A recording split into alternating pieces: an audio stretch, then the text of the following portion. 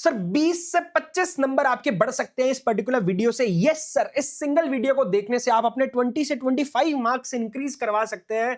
Sir हमें पता है हम एग्जाम में बहुत सारी सिली मिस्टेक्स करके आते हैं, जिसकी वजह से हमें बाद में रिग्रेट होता है आफ्टर एग्जाम की भैया ये छोटा सा माइन्यूट पॉइंट, ये छोटी सी सिली मिस्टेक अगर हम अवॉइड कर देते तो शायद मेरी एग्जामिशन आ जाती, शायद मैं पास हो जाता, शायद मेरा ग्रुप निकल जाता। एंड सर ये सिली मिस्टेक्स का जो हमें रिग्रेट बाद में होता है, ये रिग्रेट हमें बाद में नहीं चाहिए। इसीलिए मैं आपको रिकमेंड करूंगा कि इस वीडियो को पूरा देखिए और अपने मार्क्स बचाइए, अपनी सिली मिस्टेक्स बचाइए। सर जितने भी माइन्यूट ट्रिकी पॉइंट्स हो सकते हैं, जितने भी माइन्यूट ट्रिकी पॉइंट्स हो सकते हैं जो आपको ऑलरेडी पता है, हमने हमारी कॉन्सेप्ट बुक में हर चैप्टर में कितनी डिटेल में ट्रिकी पॉइंट्स को कवर करा हुआ है, तो जितने भी ट्रिकी पॉइंट्स जहां पर क्वेश्चन आपको घुमा सकता है वो सारे के सारे क्वेश्चन, वो सारे के सारे ट्रिकी पॉइंट्स इस पर्टिकुलर वीडियो के अंदर हम जितने से जितने कम टाइम में हो सकता है इसको कवर करने वाले हैं। सर हमें कॉन्सेप्ट्स तो अच्छे से आते हैं, सर हमने कॉन्सेप्ट बहुत पढ़े हुए हैं, बहुत अच्छे से हमने कॉन्सेप्ट पढ़ाई कर रखी है, लेकिन सर जब हम क्वेश्चन सॉल्व करने आते हैं तब हमारी बैंड बज जाती है, क्योंकि क्वेश्चंस में सर छोटा सा ट्रिकी पॉइंट आता है, क्वेश्चन हमें घुमा देता है, हमारा आंसर गलत हो जाता है। तो भैया वो जितने भी ट्रिकी पॉइंट जहां पे भी आप गलती कर सकते हो वो हमने वन सिंगल पीडीएफ के अंदर कंपाइल करके दे दिए हैं, और ये पीडीएफ हम आपको प्रोवाइड कर देंगे हमारे टेलीग्राम चैनल के ऊपर। ठीक है सर। सर 100% ट्रिकी पॉइंट्स इस पर्टिकुलर वीडियो के अंदर हम कवर करने वाले हैं, एंड इस पर्टिकुलर वीडियो का नाम है सर ट्रिकी पॉइंट्स मैराथन, जिसके अंदर सर पूरी एएफएम में, पूरे एएफएम सब्जेक्ट में जहां जहां पर छोटे से छोटा माइन्यूट ट्रिकी पॉइंट हो सकता है वो सारे के सारे ट्रिकी पॉइंट्स हम इस वीडियो के अंदर कवर करने वाले हैं, जिसके बाद सर आपके एएफएम के क्वेश्चन में मिस्टेक होने के चांसेस बिल्कुल नेग्लिजिबल, खत्म ही हो जाएंगे। सर ये पीडीएफ जो हमने कंपाइल करी है, जो आपको भी वीडियो में दिखेगी, सर ये पीडीएफ हमें कहां से मिलेगी? सर ये पीडीएफ आपको टेलीग्राम चैनल से हमारे मिल जाएगी, और इस टेलीग्राम चैनल का लिंक जो है सर वो आपको कमेंट सेक्शन में मिल जाएगा, डिस्क्रिप्शन बॉक्स में मिल जाएगा। सर चाहे बस मैं आपको रिकमेंड करूंगा सर बस 2 दिन के लिए ये टेलीग्राम चैनल ज्वाइन कर लीजिए, बिकॉज ये आने वाले 2 दिनों में सर हम बहुत सारी अच्छी अच्छी इंपॉर्टेंट अपडेट्स देने वाले हैं। सर 2 दिनों के बाद आप चाहे इस टेलीग्राम चैनल को छोड़ दीजिएगा, हमें कोई दिक्कत नहीं है, मैं बस आप लोगों के भले के लिए बोल रहा हूं, सिर्फ 2 दिन के लिए इस टेलीग्राम चैनल को ज्वाइन कर लीजिए। And sir similar marathon sir हमने और बहुत सारी मैराथन्स आपको प्रोवाइड कर रखी है हमारे यूट्यूब चैनल पे सर, जैसे हमने एमसीक्यू केस सिनेरियो सारे कवर कर रखे हैं, पूरे के पूरे जितने भी आईसीआई ने एमसीक्यू केस सिनेरियोस आज तक बनाए वो सारे के सारे यूट्यूब पे हमने कवर करे हुए हैं एक मैराथन के अंदर। सर इसके अलावा सर हमने 3.5 आवर्स के अंदर सर हमने थ्योरी मैराथन को कवर करा हुआ है, और उस थ्योरी मैराथन में जाकर बच्चों के कमेंट जरूर देखना, आपको पता चलेगा कि सर हमने बच्चों को 3.5 आवर्स में याद ही करवा दिए, सारी की सारी थ्योरी याद ही करवा दी है। चाहे आप फर्स्ट टाइम लर्नर हो, चाहे आपने थ्योरी को आज तक टच नहीं करा है, तो भी आप वो थ्योरी मैराथन जाकर देख सकते हैं, आपको सारे के सारी थ्योरी वहां पर याद हो जाएगी। सर इसके अलावा हमने आपको YouTube पे सर ये भी दे रखा है, सर फॉर्मूला मैराथन भी प्रोवाइड कर रखा है, जहां पर हमने पूरे एएफएम के सारे फॉर्मूलास एक जगह कंपाइल करके सर हमने बहुत शॉर्ट टाइम ड्यूरेशन में हमने उनको कवर करा है। सर इसके अलावा हमने 100% रिवीजन वीडियोस भी डाल रखी है। अगर आपको किसी पर्टिकुलर वीडियो के अंदर, अगर आपको किसी पर्टिकुलर चैप्टर के अंदर दिक्कत है तो उसका रिवीजन वीडियो खोलकर भी, उसका टाइम स्टैम्प देखकर भी आप देख सकते हो। And apart from this sir हमने 100 क्वेश्चन की मैराथन भी प्रोवाइड करी हुई है, और वो सुपर 100 क्वेश्चन के अंदर हमने सारे के सारे टोटल इंपोर्टेंट 100 क्वेश्चन जो है वो कवर कर रखे एएफएम के इन 6 hours, in just 6 hours. And हमने 1.5 डे प्लानर ऑलरेडी मेरे यूट्यूब चैनल पे अपलोड कर दिया है, वो भी आप जाकर देख सकते हैं, हमारे टेलीग्राम चैनल से भी आपको उस प्लानर का लिंक मिल जाएगा। एंड सर इसके अलावा आप लोगों को अगर कोई भी क्वेरी हो एएफएम में, कोई भी क्वेरी हो, आप मेरे को रीच आउट कर सकते हो इस व्हाट्सएप नंबर पे। सर मैं इमीडिएटली आपकी क्वेरी का रिप्लाई करने का पूरा कोशिश करूंगा। And sir I am with you, मैं आप लोगों के साथ हूं, और सर हम एएफएम को पक्का क्रैक करेंगे। मैं आपके साथ पूरा अवेलेबल रहूंगा सर, ताकि आपका एक भी डाउट में स्किप ना हो सके। ठीक है, तो हाँ जी दोस्तों, सबसे पहले म्यूचुअल फंड के चैप्टर के ट्रिकी पॉइंट्स को डिस्कस कर लेते हैं। सर पहला ट्रिकी पॉइंट ये बोलता है कि जब आपको क्वेश्चन में दे दे एक्सपेंसेस पेड, क्या दे दे? एक्सपेंसेस पेड, तो इसकी एडजस्टमेंट आपको करनी होगी जब आप क्लोजिंग कैश बैलेंस निकालोगे, जब आप क्लोजिंग कैश बैलेंस की कैलकुलेशन कर रहे होगे तब आपको इसकी एडजस्टमेंट करनी रहेगी। लेकिन अगर आपको क्वेश्चन में क्लोजिंग कैश बैलेंस डायरेक्टली दे दे कि भैया उसने आपको क्लोजिंग कैश बैलेंस निकाल कर ही दे दिया, तब इसकी कोई सेपरेट एडजस्टमेंट आपको करने की जरूरत ही नहीं है, क्योंकि आपका एक्सपेंसेस जो है वो पे हो चुका है, और भैया एक्सपेंसेस हमने पे कर दिया, दैट मींस ये आपका यहां पर ऑलरेडी एडजस्टेड होगा क्लोजिंग कैश बैलेंस के अंदर, तो कोई एडजस्टमेंट करने की दरकार नहीं रहेगी। दूसरा पॉइंट बोलता है कि अगर आपको interest on all debt securities was received, ऐसा बोल दे कि भैया हमें डेट सिक्योरिटीज के ऊपर जो जो इंटरेस्ट हमें ड्यू था वो हमें रिसीव हो गया, तो भैया यहां पर भी जब आप क्लोजिंग कैश बैलेंस निकालोगे तब आपको इसको एडजस्ट करना रहेगा कि भैया हमें इंटरेस्ट मिला था, तो भैया हमारा कैश ऑब्वियसली बढ़ गया होगा। लेकिन अगर क्वेश्चन में आपको डायरेक्टली क्लोजिंग कैश बैलेंस दिया हो, अगर आपको क्लोजिंग कैश बैलेंस क्वेश्चन में दिया हो तो आपको इसकी एडजस्टमेंट करने की दरकार नहीं है, क्योंकि इंटरेस्ट हमें रिसीव हुआ था और हमने इसको हमारे कैश एंड बैंक अकाउंट के अंदर ऑलरेडी डाल दिया होगा, तो हमारा क्लोजिंग कैश बैलेंस जो है वो उसको ऑलरेडी अकाउंट करके चला होगा।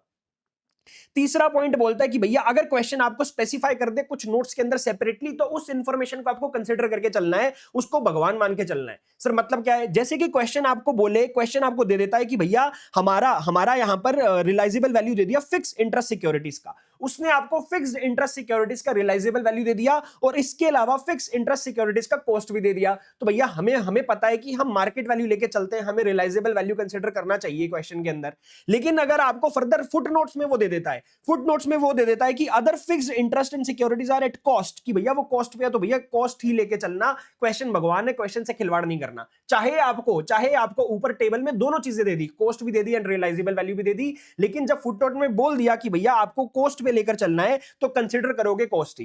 एंड अगर आपको शेयर्स की मार्केट वैल्यू निकालनी रहे, बिकॉज एनएवी की कैलकुलेशन के टाइम पे हमें ये चाहिए होता है, तो एनएवी की कैलकुलेशन के टाइम पे आप कैसे निकालोगे, तो भैया आपका जो परचेज प्राइस था शेयर्स का उसको आप डिवाइड कर दोगे with the index value at the time of purchase. जब आपने परचेज करा था तब इंडेक्स की वैल्यू क्या थी, जैसे निफ्टी 50 सेंसेक्स, और उसको आप मल्टीप्लाई कर दोगे आज के प्रेजेंट इंडेक्स वैल्यू के साथ। बात समझ में आती है? Yes sir. अगर आपको क्वेश्चन फर्दर आपको दे दे कि आपको market expectation on listed bond दिया हुआ है, ये पॉइंट के ऊपर बहुत बच्चे कंफ्यूज होते हैं कि आपको market expectations on listed bonds अगर आपको गिवन हो तो उस केस में हमें क्या करना है, तो भैया आपको market expectation on listed bonds जब गिवन हो तब आपको मार्केट वैल्यू ऑफ बॉन्ड्स कैसे निकालनी है। तो उसके लिए आपको क्या करना है सर, इन्वेस्टमेंट इन बॉन्ड्स, जो आपकी बॉन्ड्स के अंदर अमाउंट जो आपने इन्वेस्ट करी उसको आप कूपन रेट के साथ मल्टीप्लाई कर दोगे। कूपन रेट के साथ मल्टीप्लाई करोगे तो भैया ये क्या आ जाएगा, ये आपका इंटरेस्ट अमाउंट निकल के आ जाएगा कि भैया हमने कितना इन्वेस्ट करा उसको मैंने कूपन रेट यानी कि इंटरेस्ट रेट से मल्टीप्लाई करा, तो मेरा इंटरेस्ट अमाउंट रुपीस में इंटरेस्ट निकल के आ जाएगा। अब मैं उसको डिवाइड कर दूंगा मार्केट एक्सपेक्टेशन रेट से जो हमें क्वेश्चन में गिवन होगा। So basically this is your discounting rate, market expectation rate is your discounting rate.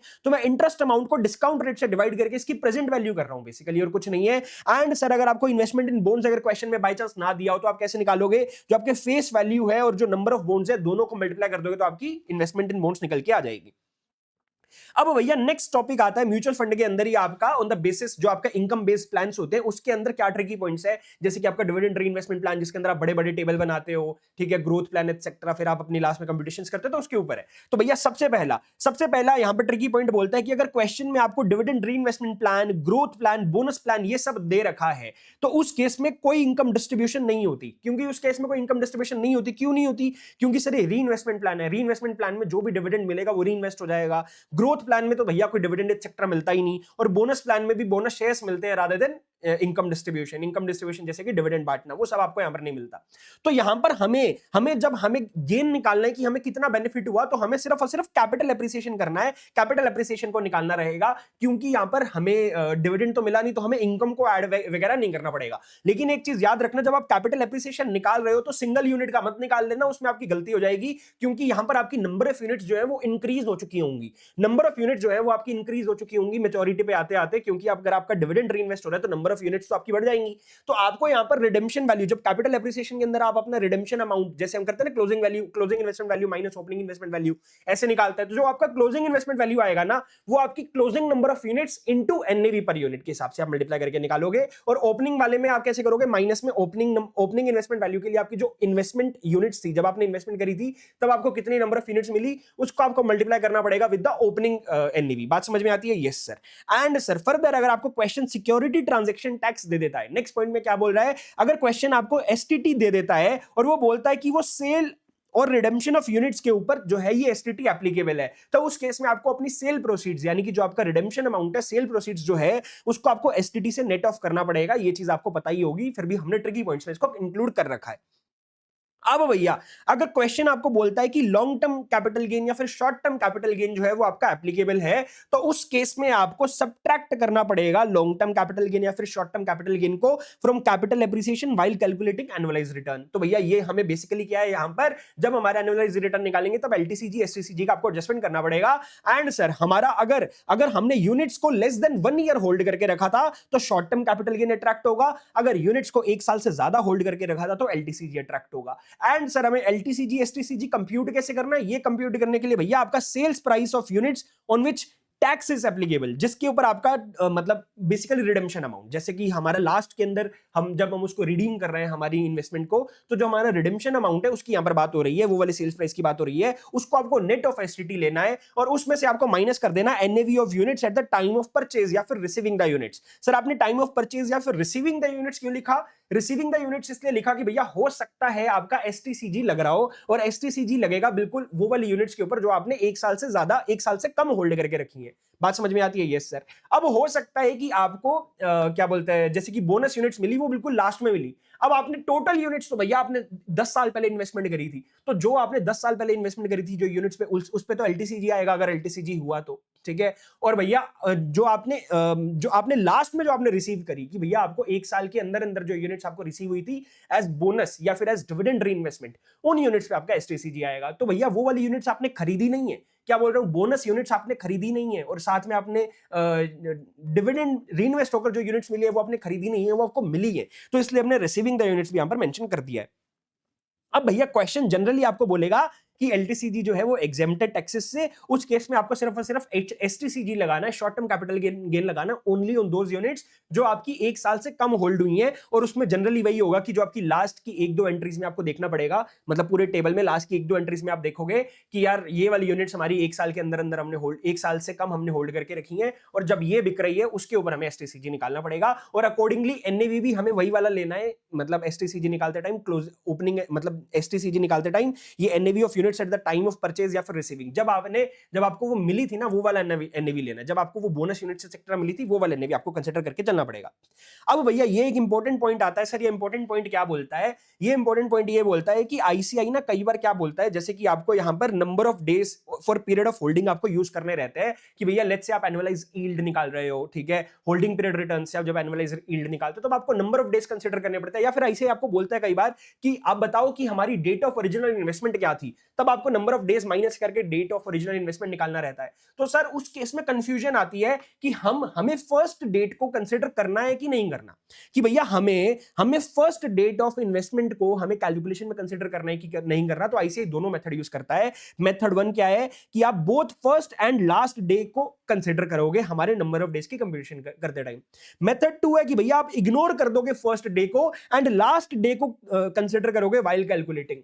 अब भैया क्योंकि यहां पर आईसीआई दोनों यूज करता है, किसी क्वेश्चन में हमने देखा है कि आईसीआई ये वाला मेथड फॉलो कर रहा है, किसी क्वेश्चन में हमने देखा आईसीआई ये वाला मेथड फॉलो कर रहा है, और एक क्वेश्चन तो ऐसा है जिसमें दोनों दे दिया आईसीआई ने। तो भैया बात ये समझ में आती है कि आईसीआई कोई क्लियर डिस्टिंक्शन लेकर चलता नहीं है, आईसीआई का कुछ नहीं पता। अब एग्जाम में कोई क्वेश्चन आएगा, हमें नहीं पता कि आईसीआई वहां पर मेथड 1 कर रहा होगा कि मेथड 2 कर रहा होगा, तो आपको दोनों अल्टरनेटिव देने हैं, प्रेजेंट बोथ इन एग्जाम्स। और जो आपका मेथड 2 है ना, जिसमें आपको फर्स्ट डेट को इग्नोर करना है, इसको एज एन अल्टरनेटिव देना, और मेथड 1 को एज अ मेन प्रेजेंटेशन आपको देना रहेगा।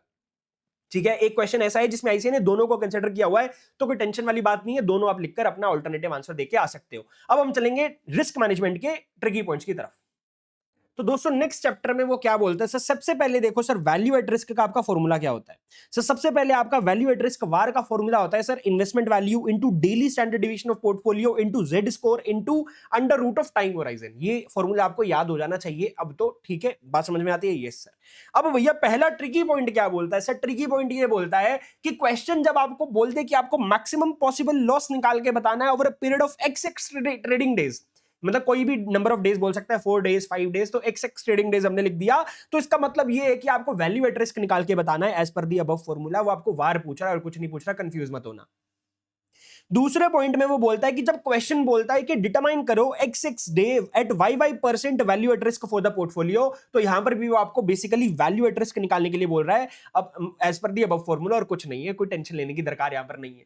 फर्दर भैया कई बार क्या होगा, क्वेश्चन आपको स्टैंडर्ड डिविएशन नहीं देगा, जैसे ऊपर क्या है, यहां पर हमारा daily standard deviation of portfolio use हो रहा है। कई बार क्वेश्चन आपको स्टैंडर्ड डिविएशन स्पेसिफाई करके नहीं देगा, उस केस में आपको स्टैंडर्ड डिविएशन निकालना पड़ेगा। सर स्टैंडर्ड डिविएशन निकालने के लिए हमें फॉर्मूलाज पता है सर, एक्सपेक्टेड रिटर्न निकाल लेंगे ऐसे कि return of security into probability, और उसका सम्मेशन करना है। ये ई को देखकर, ये सम्मेशन को देखकर डर मत जाना, बेसिकली क्या है कि जो इंडिविजुअल रिटर्न आपको दे रखे हैं along with the probabilities, basically उनको मल्टीप्लाई करके ऐड करते जाना और कुछ नहीं करना। अब वेरिएंस कैसे निकालोगे सर? वेरिएंस निकालने का फॉर्मूला हमें पता है कि रिटर्न ऑफ सिक्योरिटी जो यानी कि जो हमारा एक्स होता है उसमें से हमने एक्सपेक्टेड रिटर्न यानी कि जो हमने expected return, mean return, average return जो ऊपर निकाला उसको माइनस कर देंगे तो x माइनस एक्स बार हो गया, x माइनस एक्स बार का होल स्क्वायर इनटू प्रोबेबिलिटी और उसका समेशन, ऐसे हमारा वेरिएंस निकल जाता है और वेरिएंस का अंडर रूट करके आप स्टैंडर्ड डिवीजन निकाल लोगे। अगर क्वेश्चन आपको ना दे तो ऐसे निकाल। अब भैया फर्दर यहां पर क्या है कि आपको ना स्टैंडर्ड डिवीजन जो ऊपर फॉर्मूले में हम जो स्टैंडर्ड डिवीजन यूज कर रहे हैं ना, ये आपको इन्वेस्टमेंट पोर्टफोलियो का स्टैंडर्ड डिवीजन लेना है। आपके पोर्टफोलियो में हो सकता है कि 2 सिक्योरिटीज हो, 3 सिक्योरिटीज हो, 4 सिक्योरिटीज हो, तो इंडिविजुअल सिक्योरिटीज का स्टैंडर्ड डिवीजन मत पकड़ लेना किसी सिंगल सिक्योरिटी का, आपको पूरे पोर्टफोलियो का स्टैंडर्ड डिवीजन यहां पर निकालना है। अब भैया हो सकता है कई बार आपको क्वेश्चन में सिर्फ सिंगल सिक्योरिटी दे दे कि भैया हम सिर्फ एक ही सिक्योरिटी में इन्वेस्टमेंट कर रहे हैं, तो भैया उस केस में आपकी वो सिंगल सिक्योरिटी आपका पोर्टफोलियो हो जाएगा। पोर्टफोलियो क्या होता है? हमारा इन्वेस्टमेंट पोर्टफोलियो। बेसिकली अगर हमने इन्वेस्टमेंट एक ही सिक्योरिटी में कर रखी है, that is our portfolio. Yes sir. तो हमें लेना, ये चीज याद रखना, हमें पोर्टफोलियो का स्टैंडर्ड डिवीजन कंसीडर करना है। फर्दर हो सकता है क्वेश्चन आपको स्टैंडर्ड डिवीजन या फिर वेरिएंस दे दे इंडिविजुअल सिक्योरिटीज का कि भैया आपके पोर्टफोलियो में 4 सिक्योरिटीज हैं और आपको इंडिविजुअल सिक्योरिटीज का उसने आपको स्टैंडर्ड डिवीजन दे दिया, तो और साथ में आपको कोएफिशिएंट ऑफ कोरिलेशन दे दिया कि भैया उन दोनों सिक्योरिटीज के बीच में कोरिलेशन क्या है दोनों सिक्योरिटीज के अंदर। तो उस केस में वेरिएंस ऑफ पोर्टफोलियो कैसे निकालोगे सर? ये पोर्टफोलियो मैनेजमेंट में हमने पढ़ा हुआ है, ये बड़े वाला फॉर्मूला कि भैया वेट ऑफ ए का square into standard division of A का square plus weight of B का square into standard division of B का square plus 2 into weight of A into weight of B into standard division of A into standard division of B into correlation between A and B. बात समझ में आती है? Yes sir. And standard division of portfolio कैसे निकालोगे सर? Basically ऊपर जो वेरिएंस निकाला उसका under root. And sir Z score at 99% confidence level की वैल्यू होती है 2.33। This is most commonly used. अगर आईसीआई एग्जाम में अगर आपको मिस करके दे दे की वैल्यू, मतलब वैसे तो क्वेश्चन में देगा वैल्यूज, लेकिन अगर आपको क्वेश्चन में वैल्यू ना दे तो आपको याद रखना है एटलीस्ट 99% कॉन्फिडेंस लेवल पे 2.33 होती है जेड स्कोर की वैल्यू। अब हम चलेंगे नेक्स्ट चैप्टर की तरफ। तो दोस्तों next advance capital budgeting chapter के ट्रिकी पॉइंट्स में वो क्या बोलता है सर? देखो पहला पॉइंट ये कि हमें नॉमिनल कैश फ्लोस अगर क्वेश्चन में गिवन है, अगर क्वेश्चन में नॉमिनल कैश फ्लोस गिवन है तो उसके लिए हमें नॉमिनल डिस्काउंटिंग रेट का यूज करना है, ठीक है। एंड अगर हमें रियल कैश फ्लोस गिवन है तो भैया रियल डिस्काउंटिंग रेट का यूज करना है। फर्दर आपको यहां पर प्रायोरिटी किसको देनी है? अगर आपको क्वेश्चन ऐसा आ जाए कि आप दोनों तरीके से सॉल्व कर सकते हो कि नॉमिनल टू नॉमिनल वाला भी तरीका यूज कर सकते हो, रियल टू रियल वाला भी यूज कर सकते हो, ऐसी सिचुएशन अगर एग्जाम में आ जाए तो भैया हम प्रायोरिटी किसको देंगे? हम प्रायोरिटाइज करेंगे नॉमिनल कैश फ्लोज को नॉमिनल डिस्काउंट रेट की मदद से डिस्काउंट करने का। अगर और साथ में, लेकिन अगर साथ में क्वेश्चन आपको हिंट दे दे, जैसे कि उसने आपको पीवी फैक्टर्स निकाल कर बता दिए और उसने पीवी फैक्टर्स आपको रियल कैश फ्लोज के दे दिए, मतलब रियल डिस्काउंटिंग रेट की मदद से दे दिए, अगर आपको रियल डिस्काउंटिंग रेट के पीवी फैक्टर्स दे दिए तो भैया ये क्वेश्चन ने आपको एक सटल हिंट दे दिया कि आपको रियल टू रियल वाला यूज करना है, तो उस केस में आपको रियल कैश फ्लोज का यूज करना है। और अगर आपको पीवी फैक्टर्स वो नॉमिनल रेट के दे दे, अगर वो नॉमिनल डिस्काउंट रेट के पीवी फैक्टर्स दे दे तो भैया समझ जाओ नॉमिनल यूज करना है। तो भैया यहां पर पॉइंट क्या है कि अगर यहां पर आपको एक सिचुएशन ऐसी आ जाए कि आप दोनों मेथड यूज कर सकते हो, तो हम फर्स्ट प्रायोरिटी देंगे सर नॉमिनल टू नॉमिनल को, नॉमिनल टू नॉमिनल को दे देंगे, लेकिन हम आईसीआई की हिंट को भी इग्नोर नहीं करेंगे। फर्दर भैया हमें डिस्काउंट रेट यूज करना रहता है, लेकिन अगर आपको क्वेश्चन में डिस्काउंट रेट ना गिवन हो तो उस केस में आपको रिक्वायर्ड रेट ऑफ रिटर्न को यूज कर लेना है। और अगर आपको रिक्वायर्ड रेट ऑफ रिटर्न भी गिवन नहीं है तो आप weighted average cost of capital का इस्तेमाल करोगे। बात समझ में आती है? Yes sir. Next tricky point आपका सर्टेनिटी इक्विवेलेंट कोएफिशिएंट के साथ है। तो भैया अगर आपको सर्टेनिटी इक्विवेलेंट कोएफिशिएंट जो कि आपका सी कोएफिशिएंट जिसको हम बोलते हैं, वो सी फैक्टर अगर आपका 1 के बराबर होता है तो भैया ये आपकी कैश फ्लोस फुल्ली सर्टेन है, यानी कि इन कैश फ्लोस में कोई रिस्क इन्वॉल्व नहीं है। और अगर आपका सी फैक्टर 1 से कम है तो भैया जो हमारा लोअर सी जब होता है तो हमारा रिस्क ज्यादा हो जाता है। जब हमारा सर्टेनिटी इक्विवेलेंट जो हमारा कम होता जाता है तो भैया that means there is more risk in cash flows, तो भैया reflects riskiness of cash flows. Lower C means more risk. अब यहां पर सर ये पॉइंट आप बता क्यों रहे हो? ये पॉइंट मैं आपको इसलिए बता रहा हूं क्योंकि यहां पर आपके क्वेश्चन में एक पॉइंट है जहां पर वो आईसीआई आपसे पूछता है, आपको बेसिकली 2 प्रोजेक्ट का यहां पर उसने सी दे रखा होता है, सर्टेनिटी इक्विवेलेंट कोएफिशिएंट दे रखा होता है, और वो आपसे पूछता है कि आपसे एक चीज पूछता है कि आप कौन से प्रोजेक्ट को हायर आरएडीआर की मदद से अप्रेज करोगे। ये आपसे क्वेश्चन में पूछा गया है, क्वेश्चन है। तो उसका आंसर मैं आपको बताने जा रहा हूं कि जब आप आरएडीआर एंड सी अप्रोच दोनों को एक साथ यूज करो तो यहां पर जो प्रोजेक्ट का लोअर सीई फैक्टर है, जिसका सीई फैक्टर लोअर होगा, उसको हम अप्रेस करेंगे हायर आरएडीआर के साथ। यानी कि हमें रिस्क एडजस्टेड डिस्काउंट रेट जो यूज करना है वो हायर यूज करना है वो वाले प्रोजेक्ट के लिए जिसका सीई फैक्टर लो है। And vice versa is also true कि भैया जब हमारा यहां पर जिस प्रोजेक्ट का सी फैक्टर ज्यादा होगा उसको थोड़े लोअर आरईडीआर की मदद से अप्रेस कर लेंगे। तो इन नटशेल में क्या बोलना चाह रहा हूं, lower CE means higher RADR and vice versa. बात समझ में आती है? Yes sir. अब हम चलेंगे नेक्स्ट चैप्टर की तरफ। तो हाँ जी दोस्तों, नेक्स्ट चैप्टर है इंटरेस्ट रेट रिस्क मैनेजमेंट। सबसे पहले आईआरआरएम के चैप्टर के अंदर सर हम एफआरए वाले टॉपिक के यहां पर ट्रिकी पॉइंट्स देख लेते हैं। सर पहला पॉइंट ये बोलता है कि अगर कंपनी एक्सपेक्ट करती है कि इंटरेस्ट रेट आगे जाके राइज होगा तो आपको एफआरए खरीदना है। अगर कंपनी एक्सपेक्ट करती है कि आगे जाके इंटरेस्ट रेट जो है वो गिरेगा तो उस केस में आपको एफआरए सेल कर देना है। हालांकि आपकी मोस्ट कॉमन अप्रोच यही रहने वाली है कि भैया मोस्टली क्वेश्चंस में यही दिखने वाला है कि कंपनी को यही डर लगेगा कि आगे जाके इंटरेस्ट रेट राइज कर जाएगा, तो आपका एफआरए बाय करने वाली सिचुएशन ही आपको ज्यादा दिखने वाली है। फर्दर जब आप एफआरए का जो फॉर्मूला है उस फॉर्मूले से जब आप सेटलमेंट अमाउंट कंप्यूट करते हो, अगर आपकी सेटलमेंट अमाउंट पॉजिटिव आती है, जब आपकी सेटलमेंट अमाउंट पॉजिटिव आती है तो उस केस में बैंक को पेमेंट करनी पड़ती है कंपनी को। यानी कि जो कंपनी है उसको प्रॉफिट होता है। एंड मेरे दोस्त जरा ध्यान से सुनना, आप जब एफआरए वाले क्वेश्चंस के जब आंसर सॉल्व करोगे ना, लास्ट में सेटलमेंट अमाउंट जब आप निकाल लेते हो कि पॉजिटिव आई नेगेटिव आई जो भी आई, उसके हिसाब से आपको कंक्लूजन लिखना जरूरी है कि कंपनी बैंक को पेमेंट करेगी कि बैंक कंपनी को पेमेंट करेगा। जो भी आपका कंक्लूजन आएगा वो कंक्लूजन जरूर लिख देना। जैसे कि हमारे क्वेश्चन है पार्कर एंड कंपनी वाला, पार्कर एंड कंपनी वाले के अंदर हमें कंक्लूजन जैसे हमने लिखा हुआ है कि भैया कंपनी पेमेंट करेगी या बैंक पेमेंट करेगा, वो कंक्लूजन अगर आपने नहीं लिखा तो आईसीआई एक नंबर काट देता है। रिसेंटली एक बच्चे की कॉपी मैंने देखी थी, वहां पर आईसीआई ने मार्क्स काट रखे थे। तो आपको ऐसी जगह पे मार्क्स अपने गवाने नहीं है और ऑलमोस्ट हर क्वेश्चन में आपको अपने कंक्लूजन जरूर देकर आने हैं, क्योंकि आपका काम सिर्फ और सिर्फ कैलकुलेशन करना नहीं है। आप एक चार्टर्ड अकाउंटेंट बन रहे हो, दैट मींस आपको अपने क्लाइंट को एडवाइस देनी है, तो वो एडवाइस लिखना भी आपको जरूरी है, एक नंबर उसका भी होता है। अब भैया ये हो गया सेटलमेंट अमाउंट अगर पॉजिटिव होता है तो। अगर आपका सेटलमेंट अमाउंट अगर नेगेटिव आता है तो उस केस में बैंक को प्रॉफिट होगा, दैट मींस कंपनी को पेमेंट करनी है बैंक को। बात समझ में आती है? Yes sir. आपका जो एफआरए होता है, नेक्स्ट पॉइंट बोलता है जो आपका एफआरए होता है ये आपके रेट ऑफ इंटरेस्ट को लॉक कर देता है, ये आपके इंटरेस्ट रेट को लॉक कर देता है। दैट मींस कि एफआरए बायर जो होगा, जो कंपनी होगी, वो हमेशा इफेक्टिव कॉस्ट ऑफ जो कंपनी को जो इफेक्टिव कॉस्ट ऑफ इंटरेस्ट जो पड़ेगा, जो effective cost of interest company को जो पड़ेगा वो वही रेट पड़ेगा जो आपने एफआरए के अंदर अग्री करा है, जो आपने कॉन्ट्रैक्ट में अग्री करा है। ठीक है।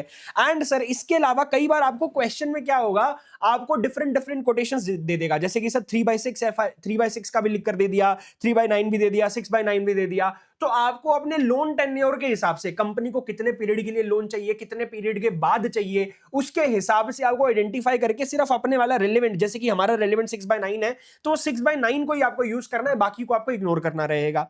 सर नेक्स्ट ट्रिकी पॉइंट ये बोलता है कि हम कंपनी के पर्सपेक्टिव से देखें, कंपनी के पर्सपेक्टिव से यानी कि कस्टमर के पर्सपेक्टिव से देखें।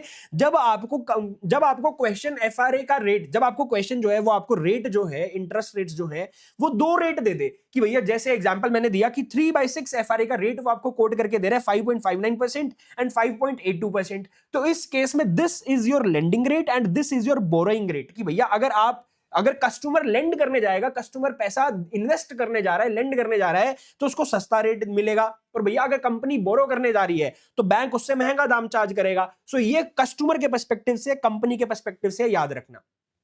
अब भैया नेक्स्ट क्या बोलता है कि अगर क्वेश्चन आपको बोल दे how an FRA shall be useful, question आपको बोल दे how an FRA shall be useful, ऐसी वर्डिंग आपको गिवन होगी, या फिर आपको बोलता है कि effective cost to the company निकाल के बता दो, तो उस केस में क्या करना है। अब भैया आपने एफआरए ले रखा है और क्वेश्चन ने पूछ लिया how FRA will be useful, तो सबसे पहले तो आपको एफआरए की सेटलमेंट अमाउंट निकालनी है। जैसे एफआरए का जो फॉर्मूला होता है जिससे हम सेटलमेंट अमाउंट वाले क्वेश्चंस में भी सेटलमेंट अमाउंट निकालते हैं, वैसे ही आपको सेटलमेंट अमाउंट निकाल लेनी है स्टेप 1 में कि भैया कितना पेमेंट हम कर रहे हैं या फिर कितना पेमेंट हम रिसीव कर रहे हैं, दोनों में से एक चीज होएगी। तो आपने स्टेप 1 में आपने सेटलमेंट अमाउंट निकाल लिया। स्टेप 2 में आप निकालोगे कि भैया आपको मार्केट में जो आपका मैच्योरिटी पे जो असल रेट निकल के आया, जो आपका मार्केट रेट ऑफ इंटरेस्ट निकल के आया, यानी कि जो रेफरेंस रेट होगा उसके हिसाब से जब कंपनी मार्केट से लोन उठाएगी, देखो एफआरए आपका अलग है और भैया मेच्योरिटी पे आपको बाजार से लोन भी लेना पड़ता है, ठीक है। तो बाजार में जब आप लोन लोगे तो वो लोन का जो इंटरेस्ट रेट चल रहा है जो कि रेफरेंस रेट है, तो रेफरेंस रेट के हिसाब से आपको इंटरेस्ट मिलेगा, लोन मिलेगा। तो भैया वो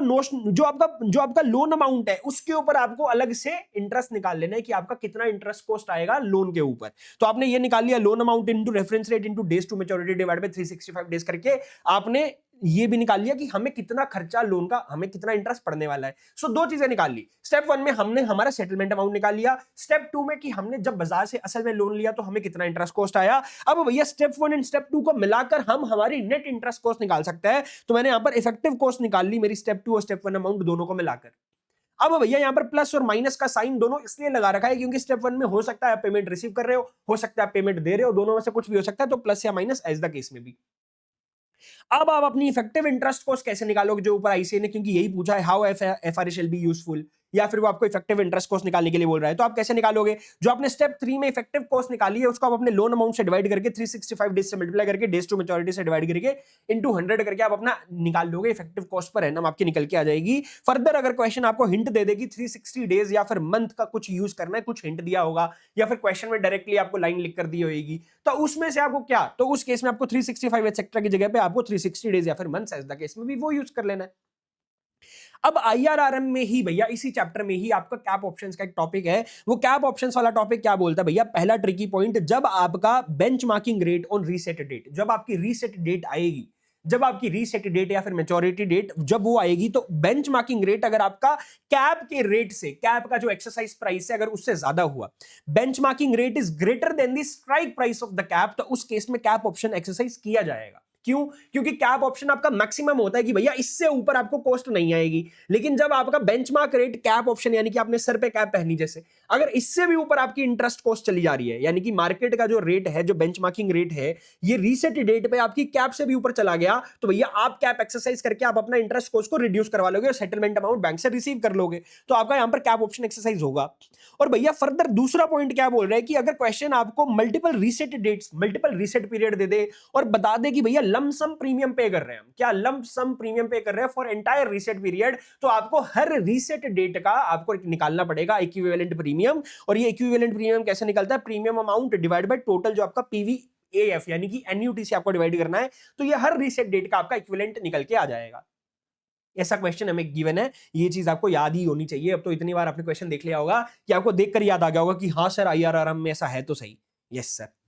एंड फर्दर इसके अलावा भैया आपको यहां पर क्या बोल रहा है, अगर क्वेश्चन आपको स्पेसिफाई करता है इंटरेस्ट रेट मिक्स्ड फॉर्मेट में, मिक्स्ड फॉर्मेट में यानी कि आपको लाइबोर भी दे दिया और बोल रहा है लाइबोर प्लस फिक्स्ड परसेंट, कि भैया आपको जो लोन मिलेगा वो लाइबोर प्लस एक आपको फिक्स परसेंट बता दिया, लेट्स से 2%, 3%, तो भैया ये तो हो गया आपका बेसिकली लोन अमाउंट, लोन का रेट। अब भैया लेकिन आपको यहां पर अपनी कैप ऑप्शन की सेटलमेंट निकालनी है, तो जब आप अपनी कैप ऑप्शन की सेटलमेंट निकालोगे ना, तब आपको फिक्स्ड कंपोनेंट को नहीं देखना, आपको सिर्फ और सिर्फ बेंचमार्किंग के रेट के हिसाब से निकालना है कि भैया हमने कैप ऑप्शन लेट्स से 5% के ऊपर खरीदा है, लेकिन मेरा जो बेंचमार्किंग रेट जो लाइबोर है वो 7% हो गया, तो 7% माइनस 5% यानी कि 2% का आपको सेटलमेंट अमाउंट मिल जाएगा। भैया फिक्स्ड कंपोनेंट को आपको कंसीडर नहीं करना, यहां पर ये चीज याद रखना। तो देखो in that case settlement will be computed only using benchmarking rate and not the fixed component.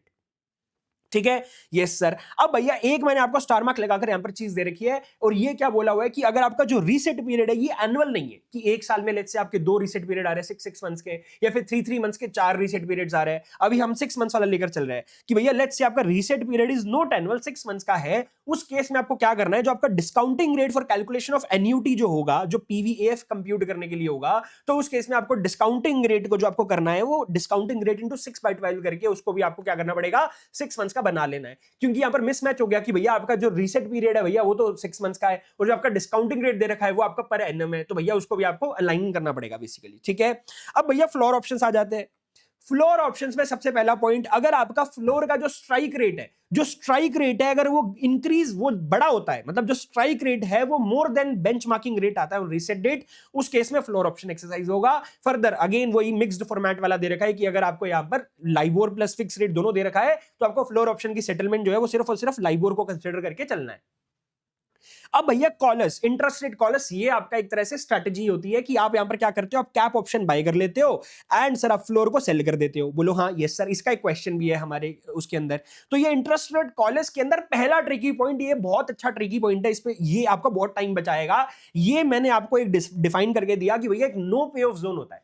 Sir एक नो पे ऑफ जोन होता है कि अगर आपका जो रेफरेंस रेट है, जो आपका रेफरेंस रेट है वो कैप का स्ट्राइक प्राइस, वो आपके कैप के strike price and floor price दोनों के बीच में आ रहा है कि भैया मेरा स्ट्राइक प्राइस, मेरा कैप का रेट लेट्स से कितना है सर, मेरा कैप का रेट लेट्स से 10% है एंड फ्लोर का रेट मेरा 5% है। अगर मेरा रेफरेंस रेट इन दोनों के बीच में आ रहा है, इन दोनों के बीच में आ रहा है, तो ये नो पे ऑफ जोन है, यानी कि यहां पर ना ही आपका फ्लोर एक्सरसाइज होगा ना ही आपका कैप एक्सरसाइज होगा। तो यहां पर आपका, जब आप क्वेश्चन भी देखोगे ना, आपके क्वेश्चन में ना से 0 0 0 0 दोनों में लिखा रहेगा कि भैया कुछ आपके ऐसे रेट्स होंगे कि भैया जब आपका स्ट्राइक, दोनों की स्ट्राइक प्राइस के बीच में रेफरेंस रेट फॉल कर रहा है, तो उस केस में क्या हो रहा होगा, उस केस में आपका कैप से कितनी रिसीट्स हुई, फ्लोर से कितनी रिसीट्स हुई, दोनों में आपने 0 लिखा होगा। तो भैया आंख बंद करके, जब वो दोनों के बीच में आ रहा है ना, तो आंख बंद करके 0 कर दो, वो आपका basically no payoff zone होता है।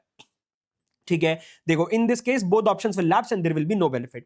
अब तो नेक्स्ट पॉइंट में अभी हम ये बोलना चाह रहे हैं सर, नेक्स्ट पॉइंट में हम ये बोल रहे हैं कि जब आपको floating rate of loan plus fix rate दोनों इकट्ठे दे रखा है, जैसे मिक्स फॉर्मेट में रेट दे रखा है कि एग्जांपल लाइबोर प्लस 2%, और जब आप इफेक्टिव इंटरेस्ट कॉस्ट निकालोगे, इफेक्टिव इंटरेस्ट कॉस्ट निकालते टाइम, जैसे इफेक्टिव इंटरेस्ट कॉस्ट निकालते टाइम जब हमने असल में बाजार से जो लोन लिया उसके ऊपर हमने कितना इंटरेस्ट पे किया होगा, जब वो निकालते हैं, वो निकालते टाइम मेरे दोस्त तब आपको लाइबोर प्लस 2% पूरा लेना है। सेटलमेंट अमाउंट में तो मैंने आपको बताया ऊपर अभी सेटलमेंट अमाउंट निकालते टाइम तो सिर्फ और सिर्फ हम क्या लेते हैं सर, सिर्फ और सिर्फ हम लाइबोर को कंसीडर करते हैं जब हम ऊपर फ्लोर और कैप को जब कंपेयर कर रहे होते हैं। लेकिन जब आप इफेक्टिव इंटरेस्ट कॉस्ट निकालोगे, जब आपने असल में कितना लोन, असल में कितना इंटरेस्ट दिया रियल लोन के ऊपर, तो उसको निकालते टाइम, आपको इफेक्टिव इंटरेस्ट कॉस्ट निकालते टाइम तब आपको लाइबोर प्लस 2% दोनों को कंसीडर करना है, ये बोलना चाह रहा हूं।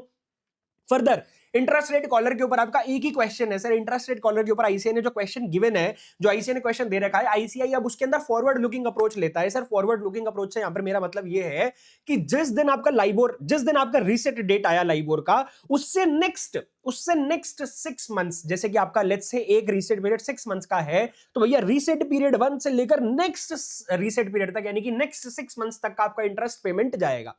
पहले क्या होता था, पहले हम पास्ट मतलब पहले हम बैकवर्ड लुकिंग अप्रोच यूज करते थे कि आज हमने, हमारा रीसेट पीरियड 1 आया तो स्टार्टिंग से लेकर 0 पीरियड से लेकर रीसेट पीरियड 1 तक की डेट का इंटरेस्ट जाएगा रीसेट 1 के डेट के इंटरेस्ट के हिसाब से। लेकिन अब आईसीआई ने फॉरवर्ड लुकिंग अप्रोच फॉलो करनी स्टार्ट कर दी है, ये चीज याद रखना। इसके अंदर आपको क्या करना है कि भैया लेट्स से आपका यहां पर रीसेट पीरियड 1 है और रीसेट पीरियड 2 अभी आना है, तो रीसेट पीरियड 1 से लेकर रीसेट पीरियड 2 तक का जो टाइम गैप होगा, उस टाइम गैप का जो इंटरेस्ट जाएगा वो रीसेट पीरियड 1 के रेट के हिसाब से जाएगा। अब भैया नेक्स्ट जो प्लेन वनीला स्वैप है, उसके अंदर भैया यहां पर क्या बोला गया है, यहां पर ये बोल रहा है कि जो आपका यहां पर फिक्स्ड लेग होता है वो 30/360 कन्वेंशन को यूज करता है। मींस ईच मंथ जो है shall be considered 30 days if 6 months interest is to be computed. अगर आपको 6 मंथ्स का इंटरेस्ट आपको कंप्यूट करना है तो आप इंटरेस्ट निकालोगे सर 180/360 का, 180/360 का, चाहे बीच में फरवरी आ जाए हमें फर्क नहीं पड़ता, हम स्ट्रेट 30 डेज मानकर चलेंगे।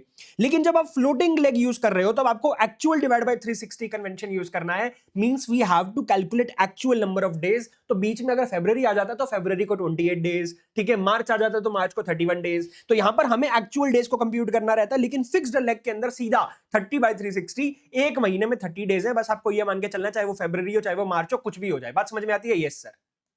तो दोस्तों पोर्टफोलियो मैनेजमेंट के ट्रिकी पॉइंट्स में सबसे पहले रिस्क एनालिसिस के अंदर हम देख लेते हैं। सर रिस्क एनालिसिस में वो बोल रहा है कि अगर आपको हिस्टोरिकल रिटर्न एक्सेट्रा रिटर्न आपको देनी रखी तो आप रिटर्न कैसे निकालोगे। सर रिटर्न ऑफ सिक्योरिटी होता है dividend plus closing price of security minus opening price of security divide by opening price of security, same method से जैसे हमने म्यूचुअल फंड में सीखा हुआ है।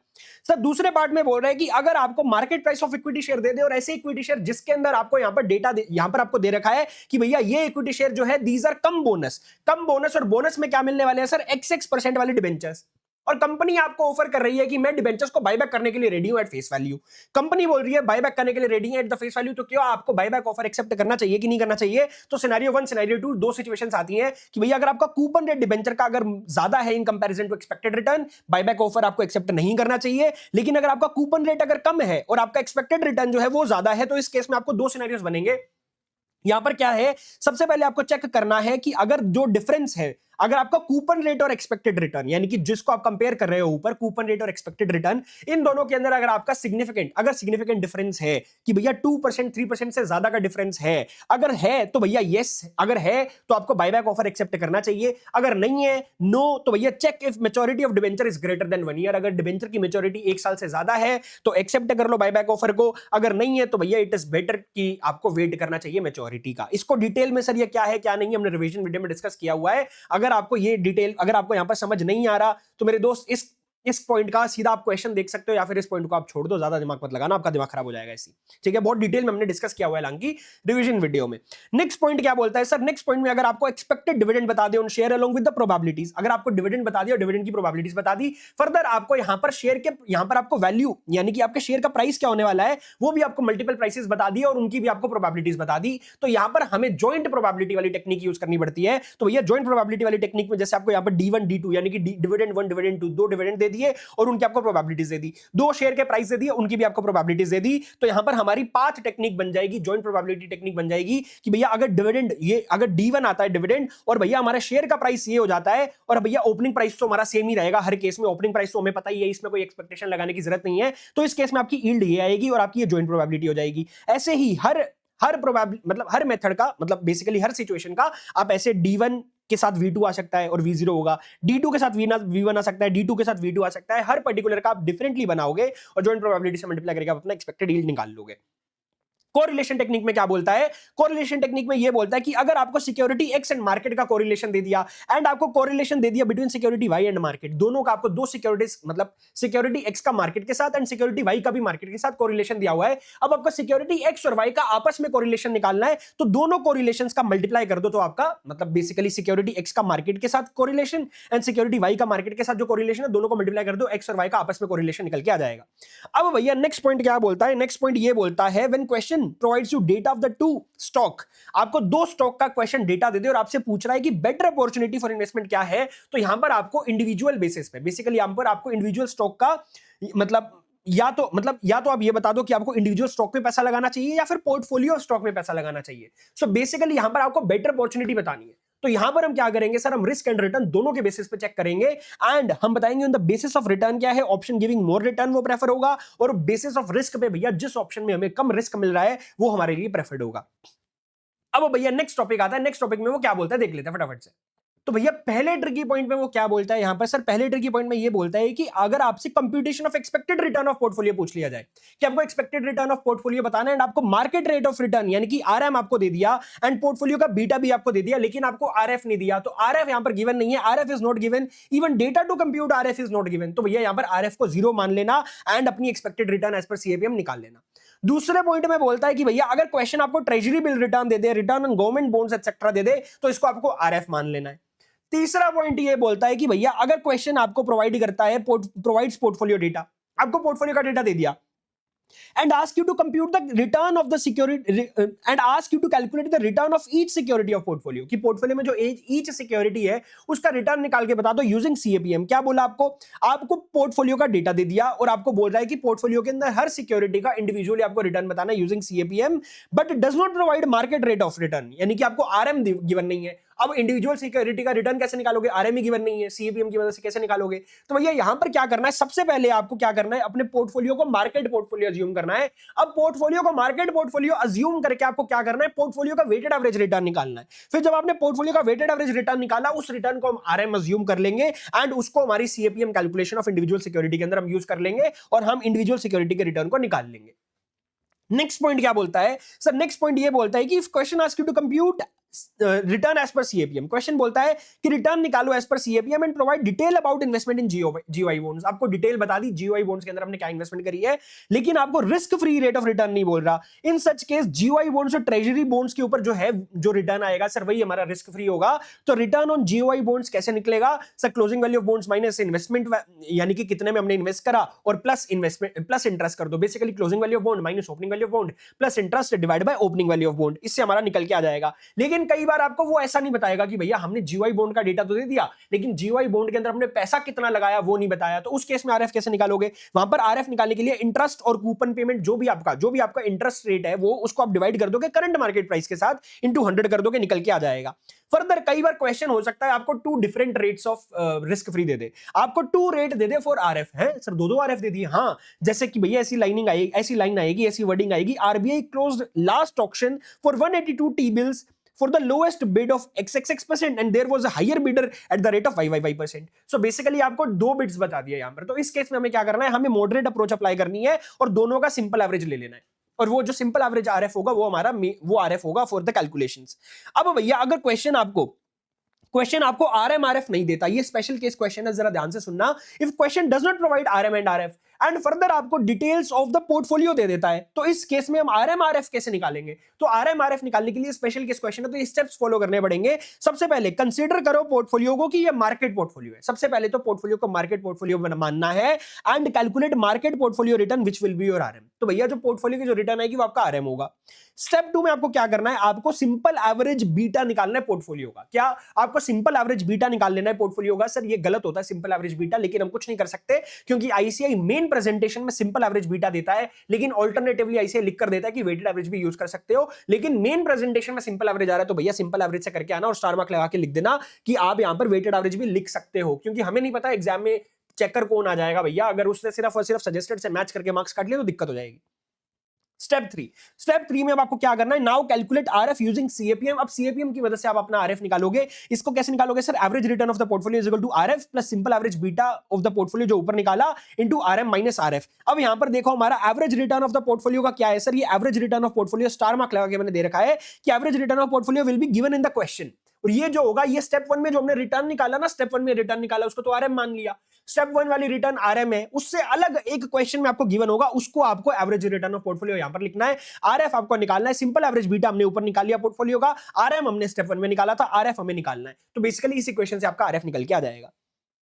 नेक्स्ट पार्ट में क्या बोलता है यहां पर, इफ क्वेश्चन सेज कि estimate the minimum rate of return that your client would expect, कि भैया आपका क्लाइंट मिनिमम कितना एक्सपेक्ट करना चाहिए आपके क्लाइंट को इस जीओआई बॉन्ड से, and market rate of return is XXX%। यहां पर क्या है सर, आपको मार्केट रेट ऑफ रिटर्न दे दिया एंड आपको बोल रहे क्लाइंट को मिनिमम कितना एक्सपेक्ट करना चाहिए जीओआई बॉन्ड से, आप वो बता दो। तो भैया यहां पर आपको बेसिकली बोला जा रहा है आपको risk free rate of return निकाल के बताना है, बिकॉज जीओआई बॉन्ड्स जो होते हैं वो आपके बेसिकली रिस्क फ्री रहते हैं। अब यहां पर आप इसमें कैसे निकालोगे सर रिस्क फ्री के लिए? स्टेप 1 सबसे पहले आपको क्या करना है, compute rate of return of the portfolio. ये rate of return of portfolio मतलब आप compute rate of return of the portfolio निकालोगे जब आप, this will be considered CAPM return. ये जो रिटर्न निकल के आएगा इसको सीएपीएम रिटर्न हम मान लेंगे। अब उसके बाद now compute RF using CAPM. अब हम सीएपीएम की मदद से आरएफ निकाल सकते हैं। And further if question does not provide market index return, question आपको मार्केट इंडेक्स रिटर्न नहीं बता रहा and provides data to calculate the same, तो हम मार्केट इंडेक्स रिटर्न कैसे निकालेंगे sir? Closing value of the market index minus opening value of the market index. जो हमारा मार्केट इंडेक्स होता है जैसे निफ्टी 50, उसकी closing value minus opening value divide by opening value into 100। इसके अंदर आप ऐड कर दोगे, इसमें ऐड कर दोगे डिविडेंड यील्ड इन परसेंट अगर क्वेश्चन में गिवन है। बात समझ में आती है? Yes sir. अब हम चलेंगे शार्प सिंगल इंडेक्स मॉडल की तरफ। तो दोस्तों शार्प सिंगल इंडेक्स मॉडल के अंदर वो क्या बोलता है, अगर आपको क्वेश्चन स्पेसिफिक स्टैंडर्ड डिविएशन दे दे, specific standard deviation of expected return दे दे, तो उसका स्क्वायर क्या होगा? वो आपका अनसिस्टमैटिक रिस्क होगा, क्योंकि स्पेसिफिक स्टैंडर्ड डिविएशन गिवन है ऑफ एक्सपेक्टेड रिटर्न। तो भैया ये स्पेसिफिक स्टैंडर्ड डिविएशन जो होता है ये अनसिस्टमैटिक रिस्क होता है, लेकिन ये अनसिस्टमैटिक रिस्क स्क्वायर, इसका जो स्क्वायर होगा वो अनसिस्टमैटिक रिस्क होगा, क्योंकि स्टैंडर्ड डिविएशन फॉर्मेट में गिवन है। फर्दर अगर क्वेश्चन आपको रैंडम एरर दे दे, ऐसे लिख कर दे रैंडम एरर और ब्रैकेट में आपको सिग्मा का साइन दे दे, तो भैया इसका स्क्वायर जो होगा सर ये अनसिस्टमैटिक रिस्क होगा, क्योंकि आपको सिग्मा दिया हुआ है, यहां पर सिग्मा का स्क्वायर हमारा अनसिस्टमैटिक रिस्क हो जाएगा। फर्दर अगर आपको यहां पर रैंडम एरर बता दे हर सिक्योरिटीज का इंडिविजुअल सिक्योरिटी का, कि भैया आपके पोर्टफोलियो में 5 सिक्योरिटीज हैं और हर सिक्योरिटी का इंडिविजुअली आपको क्या बता दिया, रैंडम एरर, तो भैया अब आपको यहां पर पोर्टफोलियो का कैसे निकालना है सर हमें रैंडम एरर यानी कि अनसिस्टमैटिक रिस्क। तो कैसे निकालेंगे sir, random error in standard deviation format of individual security का square into weight of security का स्क्वायर, सबका ऐसा मल्टीप्लाई करके सम करके सर उसका जो समेशन आएगा वो हमारा क्या होगा, वो हमारा रैंडम एरर ऑफ पोर्टफोलियो होगा। दोबारा बता देता हूं, रैंडम एरर इन एसडी फॉर्मेट जो क्वेश्चन में गिवन होगा उसका स्क्वायर कर देना और उसको मल्टीप्लाई कर देना वेट ऑफ सिक्योरिटी के स्क्वायर के साथ, और हर इंडिविजुअल सिक्योरिटी कैसे करके उनका समेशन जब आप कर दोगे तो random error of portfolio in variance format निकल के आ जाएगा। फर्दर यहां पर क्या है सर, नेक्स्ट पॉइंट जो है ये एक स्पेशल केस क्वेश्चन है। यहां पर क्या होता है कि आईसीआई कई बार आपको क्या बोलेगा कि कंप्यूट करो portfolio risk specifying the weights of securities. आपको बोल रहा है पोर्टफोलियो रिस्क निकाल के बता दो, वेट ऑफ सिक्योरिटीज आपको मतलब साथ में वेट ऑफ सिक्योरिटीज गिवन होगा। तो इस केस में भैया फर्दर उसके बाद आपसे क्या बोलेगा, फर्दर आपसे बोलेगा कि आपको total risk, systematic risk and unsystematic risk भी बताना है। पहले आपसे क्या बोला सर, पहले आपको बोला कि पोर्टफोलियो रिस्क निकालो, बाद में आपसे फिर से पूछ रहा है सर टोटल रिस्क बताओ, सिस्टमैटिक रिस्क बताओ, अनसिस्टमैटिक रिस्क बताओ। तो ऊपर जो हम पहले निकालेंगे ना, ऊपर ये जो पहले निकालेंगे ना, इसको मॉडर्न पोर्टफोलियो यानी कि एमपीटी थ्योरम के हिसाब से आप निकाल लेना। फिर बाद में फर्दर हमें यहां पर total risk, systematic risk and unsystematic risk हमें निकालना पड़ेगा। वो हमें पता है, टोटल रिस्क हमें पता है सर, टोटल रिस्क जो हमने निकाला मतलब इसमें तीनों में जो पूछ रहा है ना, ये टोटल रिस्क जो ऊपर हम निकाल के आए वही हो जाएगा। सो बेसिकली यहां पर देखो, in that case we will assume portfolio risk as MPT to be total risk, यानी कि जो एज पर एमपीटी जो आपने ऊपर निकाला वही आपका टोटल रिस्क हो जाएगा। फिर आपको यहां पर सिस्टमैटिक रिस्क और अनसिस्टमैटिक रिस्क में उसका बाइफर्केशन वगैरह कर बताना। एक ये स्पेसिफिक स्पेशल केस क्वेश्चन है और कुछ नहीं है, ठीक है। अब हम चलते हैं नेक्स्ट टॉपिक की तरफ। तो दोस्तों डेरिवेटिव्स के ट्रिकी पॉइंट्स देख लेते हैं। सर पहला ट्रिकी पॉइंट ये बोलता है कि आपको कई बार क्या होगा, क्वेश्चन के अंदर ना आपको हर मंथ का डिफरेंट डिविडेंड यील्ड बता देगा। अब भैया जैसे हम जब थ्योरेटिकल वैल्यूएशन करते हैं, जब हम थ्योरेटिकल वैल्यू निकालते हैं फॉरवर्ड या फ्यूचर्स की, तब क्या होता है, तब आपको डिविडेंड यील्ड की दरकार होती है। फॉर्मूले अगर आपको याद होने ही चाहिए, अब तो उसमें डिविडेंड यील्ड की भी दरकार पड़ती है। अब भैया डिविडेंड यील्ड, लेट्स से अगर आपको क्वेश्चन के अंदर आपको डिफरेंट मंथ्स का डिफरेंट डिविडेंड यील्ड बता दिया, और भैया आपको पूरे साल का हर मंथ का डिविडेंड यील्ड बता दिया। अब यहां पर प्रॉब्लम ये आती है कि सर हमें लेट्स से हमारा जो रिक्वायर्ड पीरियड है जिसका हमें थ्योरेटिकल वैल्यूएशन करनी है, वो सितंबर से दिसंबर है। अब हमें ये 4 मंथ का हमें 4 डिफरेंट डिविडेंड यील्ड्स गिवन है कि सितंबर का अलग से दिया हुआ है, अक्टूबर का अलग से दिया हुआ है, नवंबर का अलग से, दिसंबर का अलग से। तो कौन सा डिविडेंड यील्ड यूज करें, तो आपको चारों का सिंपल एवरेज निकालना है, और वो सिंपल एवरेज आप अपने फॉर्मूले में यूज कर लोगे। दूसरा पॉइंट बोलता है सर, दूसरा पॉइंट ये बोलता है, कई बार क्या होता है बच्चे कंफ्यूज हो जाते हैं, क्वेश्चन पूछता है कि आप हमें कोटेड वैल्यू बता दो या फिर हमें फ्यूचर वैल्यू बता दो, मार्केट वैल्यू बता दो of a particular share on a particular date. अब भैया बच्चों का डाउट आता है, कुछ बच्चों ने मुझे मैसेज करके डाउट पूछा हुआ है, तभी हमारे ट्रिकी पॉइंट्स में है कि भैया बच्चों का डाउट क्या आता है, सर मार्केट वैल्यू जो है, जो कोटेड प्राइस जो है, वो हम कैसे निकालें। सर आपने तो पढ़ाया था कि भैया जो मार्केट में जो कोटेड प्राइस है और जो हम ऑन पेपर निकालते हैं थ्योरेटिकली, वो दोनों अलग अलग होती हैं। तो सर हम मार्केट प्राइस कैसे बता दें, मार्केट प्राइस तो हमें मार्केट में जाके देखना पड़ेगा। तो मेरे दोस्त यहां पर आईसीआई ने एक छोटी सी हिंट डाल दी। आईसीआई ने क्या बोला, coated value was theoretically correct. ICI ने बोल दिया coated value was theoretically correct, और कोटेड वैल्यू थ्योरेटिकली करेक्ट होने का मतलब ये हो जाता है कि भैया जो आप फॉर्मूले की मदद से जो निकालोगे ना, वही बाजार की वैल्यू है। आईसीआई ये बोलना चाह रहा है। सो दैट मींस आपको फॉर्मूले वाली वैल्यू निकालनी है, आपको थ्योरेटिकल वैल्यू निकालनी है और कुछ नहीं करना। नेक्स्ट पॉइंट क्या बोलता है सर, अब भैया जब हम फ्यूचर्स कॉन्ट्रैक्ट की बात करते हैं, हमारे फ्यूचर्स कॉन्ट्रैक्ट वाले टॉपिक के अंदर, अगर आपको वेटेड एवरेज पोर्टफोलियो बीटा निकालना हो, वेटेड एवरेज पोर्टफोलियो बीटा निकालना बेहद आसान है। आपका पोर्टफोलियो आपके पास होगा, लेट्स से 5 शेयर्स का पोर्टफोलियो है, तो हर शेयर का प्राइस आपको पता होगा, नंबर ऑफ शेयर्स, उस कंपनी के शेयर्स आपने कितने खरीदे, और उस पर्टिकुलर शेयर का बीटा पता होगा। तीनों को मल्टीप्लाई करके, तीनों आइटम्स का मल्टीप्लाई करके पांचों शेयर्स के लिए आपको सम कर देना है। मतलब पांचों शेयर्स की, हर शेयर की आपके पास ये वैल्यूज होंगी कि एक individual, let's say A company ए है, उसके शेयर का प्राइस पता है, नंबर ऑफ शेयर्स आपने कितने लिए वो पता है, बीटा पता है। तीनों को मल्टीप्लाई कर दो, ऐसी कंपनी बी के लिए भी, ऐसे भी सी, ऐसे ही सी के लिए, डी के लिए, ई के लिए, पांचों कंपनीज का मल्टीप्लाई करके आपको सम करना है। फिर आपको डिवाइड कर देना है किससे, price per share into number of shares. ऐसे ही भैया इंडिविजुअल, हर इंडिविजुअल शेयर का price per share into number of shares का आपको सम कर देना है। दोनों को डिवाइड करोगे तो आपका वेटेड एवरेज पोर्टफोलियो बीटा निकल के आ जाएगा। अब भैया दूसरा, beta of portfolio of shares निकालने के लिए कई बार क्वेश्चन में ऐसा डेटा भी गिवन हो सकता है कि भैया यहां पर क्या है, change in the value of portfolio of share divide by change in the value of the market portfolio, कि भैया मार्केट पोर्टफोलियो यानी कि इंडेक्स में मेरा कितना चेंज आया, इंडेक्स का चेंज आया 2%। भैया जब इंडेक्स में 2% का चेंज आया, तब आपके पोर्टफोलियो में कितने का चेंज आया, लेट्स से आपके पोर्टफोलियो में 3% का चेंज आ गया, तो 3/2 ये आपका बीटा हो जाएगा। बात समझ में आती है? Yes sir. अब भैया नेक्स्ट क्या बोल रहा है कि अगर इन्वेस्टर ने लॉन्ग पोजीशन ले रखी है शेयर मार्केट में, फर्दर इन्वेस्टर ने शॉर्ट पोजीशन भी ले रखी है शेयर मार्केट में। मैंने आपको बताया था डेरिवेटिव मार्केट अलग होती है, हमारी कैश मार्केट, शेयर मार्केट अलग होती है। अब भैया हमें शेयर मार्केट में, कैश मार्केट में हमारी क्या पोजीशन है, उसके बेसिस पे हम फ्यूचर्स के अंदर, डेरिवेटिव मार्केट के अंदर हमारी पोजीशन लेते हैं। फ्यूचर्स में हम क्या करने वाले हैं उसके बेसिस पे डिसाइड करते हैं। अगर यहां पर लॉन्ग पोजीशन है तो दूसरी जगह पे, यानी कि डेरिवेटिव मार्केट में, यानी कि फ्यूचर्स मार्केट में हम शॉर्ट पोजीशन ले लेंगे, लॉन्ग है तो शॉर्ट ले लेंगे, शॉर्ट है तो लॉन्ग ले लेंगे, अपोजिट पोजीशन लेते हैं। लेकिन भैया यहां पर अगर आपके क्वेश्चन के अंदर ये गिवन है कि क्वेश्चन के अंदर अगर ये गिवन है कि भैया आपने शेयर मार्केट में, कैश मार्केट में लॉन्ग पोजीशन भी ले रखी है और आपने शॉर्ट पोजीशन भी ले रखी है, सर दोनों पोजीशंस कैसे ले सकते हैं कि भैया किसी पर्टिकुलर कंपनी के शेयर को आपने खरीद रखा है और किसी दूसरी कंपनी के शेयर को आपने शॉर्ट सेल कर रखा है। हो सकता है ना कि भैया मैंने रिलायंस की कंपनी के शेयर को तो लॉन्ग पोजीशन ले ली, लेकिन टाटा के शेयर पे शॉर्ट पोजीशन ले ली। तो अब आपको फ्यूचर्स में क्या पोजीशन लेनी है? तो भैया आपको नेट पोजीशन निकालनी पड़ेगी पहले कैश मार्केट के अंदर। कैश मार्केट के अंदर पहले आप नेट पोजीशन निकालोगे, और वो नेट पोजीशन कैसे निकलती है? Buy position minus sell position करके आप अपनी नेट पोजीशन निकाल लोगे। फिर जो आपकी नेट पोजीशन जो आएगी कि भैया नेट लॉन्ग आ रही है या फिर नेट शॉर्ट आ रही है, उसके बेसिस पे आप डिसाइड करते हो कि फ्यूचर्स में कौन सी पोजीशन लेनी है। अब भैया यहां पर नेक्स्ट पॉइंट क्या बोलता है? जनरली जो आपका इंडेक्स वैल्यू और स्टॉक प्राइसेस जो है वो सेम रेट पे फॉल या इंक्रीज नहीं करते। सर मतलब सर हमने तो सुना है कि सर हमारा इंडेक्स और हमारा मार्केट ये कभी भी सेम रेट पे फॉल नहीं कर, मतलब इंक्रीज डिक्रीज नहीं होता। हाँ, ये सेम रेट में इंक्रीज डिक्रीज नहीं होता, क्योंकि आपके पोर्टफोलियो का बीटा अलग हो सकता है। कि भैया आपकी कंपनी का शेयर का बीटा 1.5 है अगर, तो आपका मार्केट की कंपैरिजन में आपका शेयर जो है वो 1.5 टाइम्स ज्यादा ऊपर नीचे होगा। लेकिन एक सिचुएशन में ये चीज पॉसिबल है कि दोनों सेम रेट पे इंक्रीज डिक्रीज हो।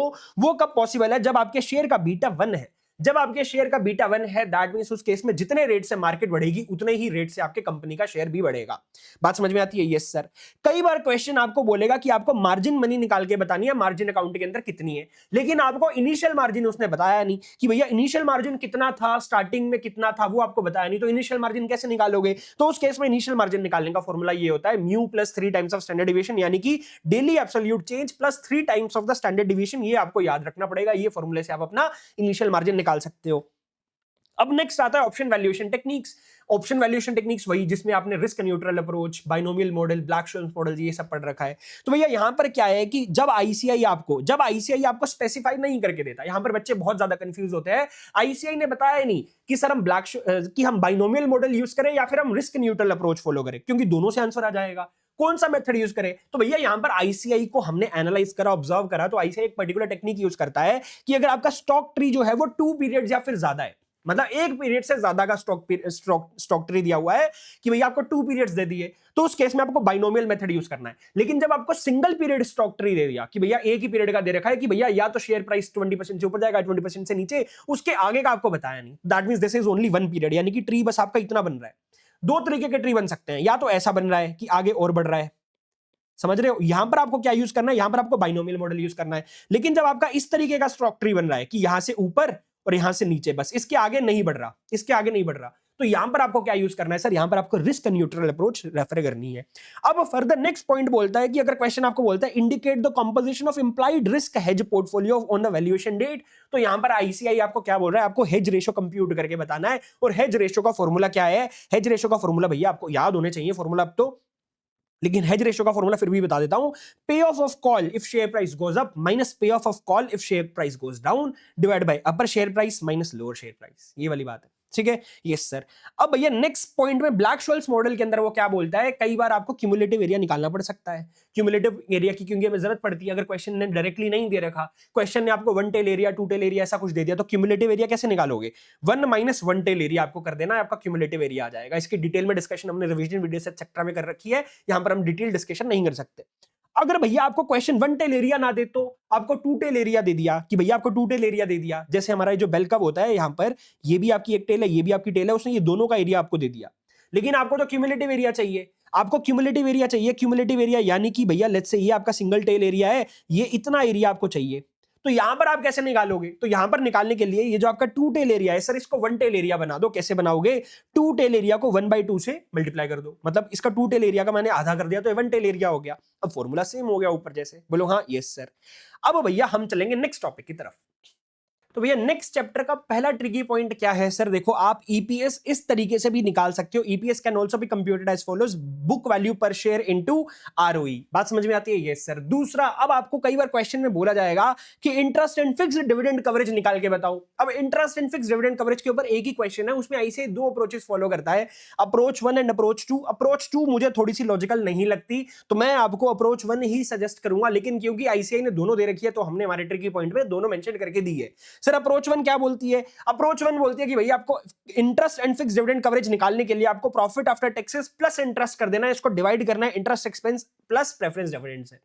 या फिर आप इसको इस तरह से भी लिख सकते हो, क्योंकि ये पढ़ने में थोड़ा सा ज्यादा हमें ऐसा लगता है, लॉजिकल लगता है पढ़ने में, हालांकि दोनों से आंसर सेम ही निकल के आएगा। अगर इससे आंसर 5 निकल के आ रहा है तो इससे भी 5 ही निकल के आएगा, कोई फर्क नहीं आएगा। लेकिन ये पढ़ने में थोड़ा सा लॉजिकल ज्यादा लगता है, और ये आईसीआई ऐसा नहीं लिख कर देता, आईसीआई ये वाला लिख कर देता है, ये मैंने बनाया है, ठीक है। तो अगर आपको ये याद नहीं होता तो आप ये देख लो, ये क्या है sir, NOPAT plus interest expense into tax rate divide by interest expense plus preference dividend, दोनों से सेम आंसर आएगा। मैं आपको पहला ही रिकमेंड करूंगा बिकॉज आईसीआई है, ठीक है। मैं आपको ये और वाला रिकमेंड नहीं करूंगा। एंड अप्रोच 2 तो मैं आपको बिल्कुल ही रिकमेंड नहीं करूंगा कि आप मेंशन करके आओ एग्जाम में, इतना टाइम नहीं है कि दोनों अल्टरनेटिव्स दें। लेकिन फिर भी दूसरा मैं आपको दिखा देता हूं। यहां पर आईसीआई क्या करता है, यहां पर profit after taxes plus interest net of taxes लेता है, और यहां पर इंटरेस्ट की जगह पे इंटरेस्ट नेट ऑफ टैक्सेस हो जाता है, बस ये डिफरेंस है। और यहां पर हमने NOPAT plus interest expense into tax rate लिया था, यहां पर सिर्फ और सिर्फ नोपैड हो जाएगा और कुछ नहीं है। ये भी मैंने बनाया है, ये आईसीआई का बनाया हुआ नहीं है, ठीक है। लेकिन इन दोनों से आंसर भी सेम आएगा। सो बेसिकली आईसीआई वाले क्या है सर, आईसीआई की अप्रोच 1 है। देखो आईसीआई का मैं आपको बता देता हूं, अप्रोच 1 ये आईसीआई की, अप्रोच 2 भी आईसीआई की। इसके अंदर सर ये पहला फॉर्मूला ये आईसीआई का है, इसका पहला फॉर्मूला आईसीआई का है, और ये जो फॉर्मूला है, ये वाला जो फॉर्मूला है और वाला, ये मैंने बनाया है ताकि ये पढ़ने में थोड़ा सा ज्यादा लॉजिकल लगता है मुझे, और बच्चों को भी ये ज्यादा लॉजिकल लगता है। लेकिन आंसर सेम ही निकल के आएगा, कोई दिक्कत वाली बात नहीं है। तो मैं आपको रिकमेंड करूंगा एग्जाम में आपको क्या करके आना है सर, सिर्फ अप्रोच 1 का ये वाला फॉर्मूला, बस इससे निकाल के आ जाओ, मार्क्स मिल जाएंगे। बाकी सब फालतू है, मत देखो।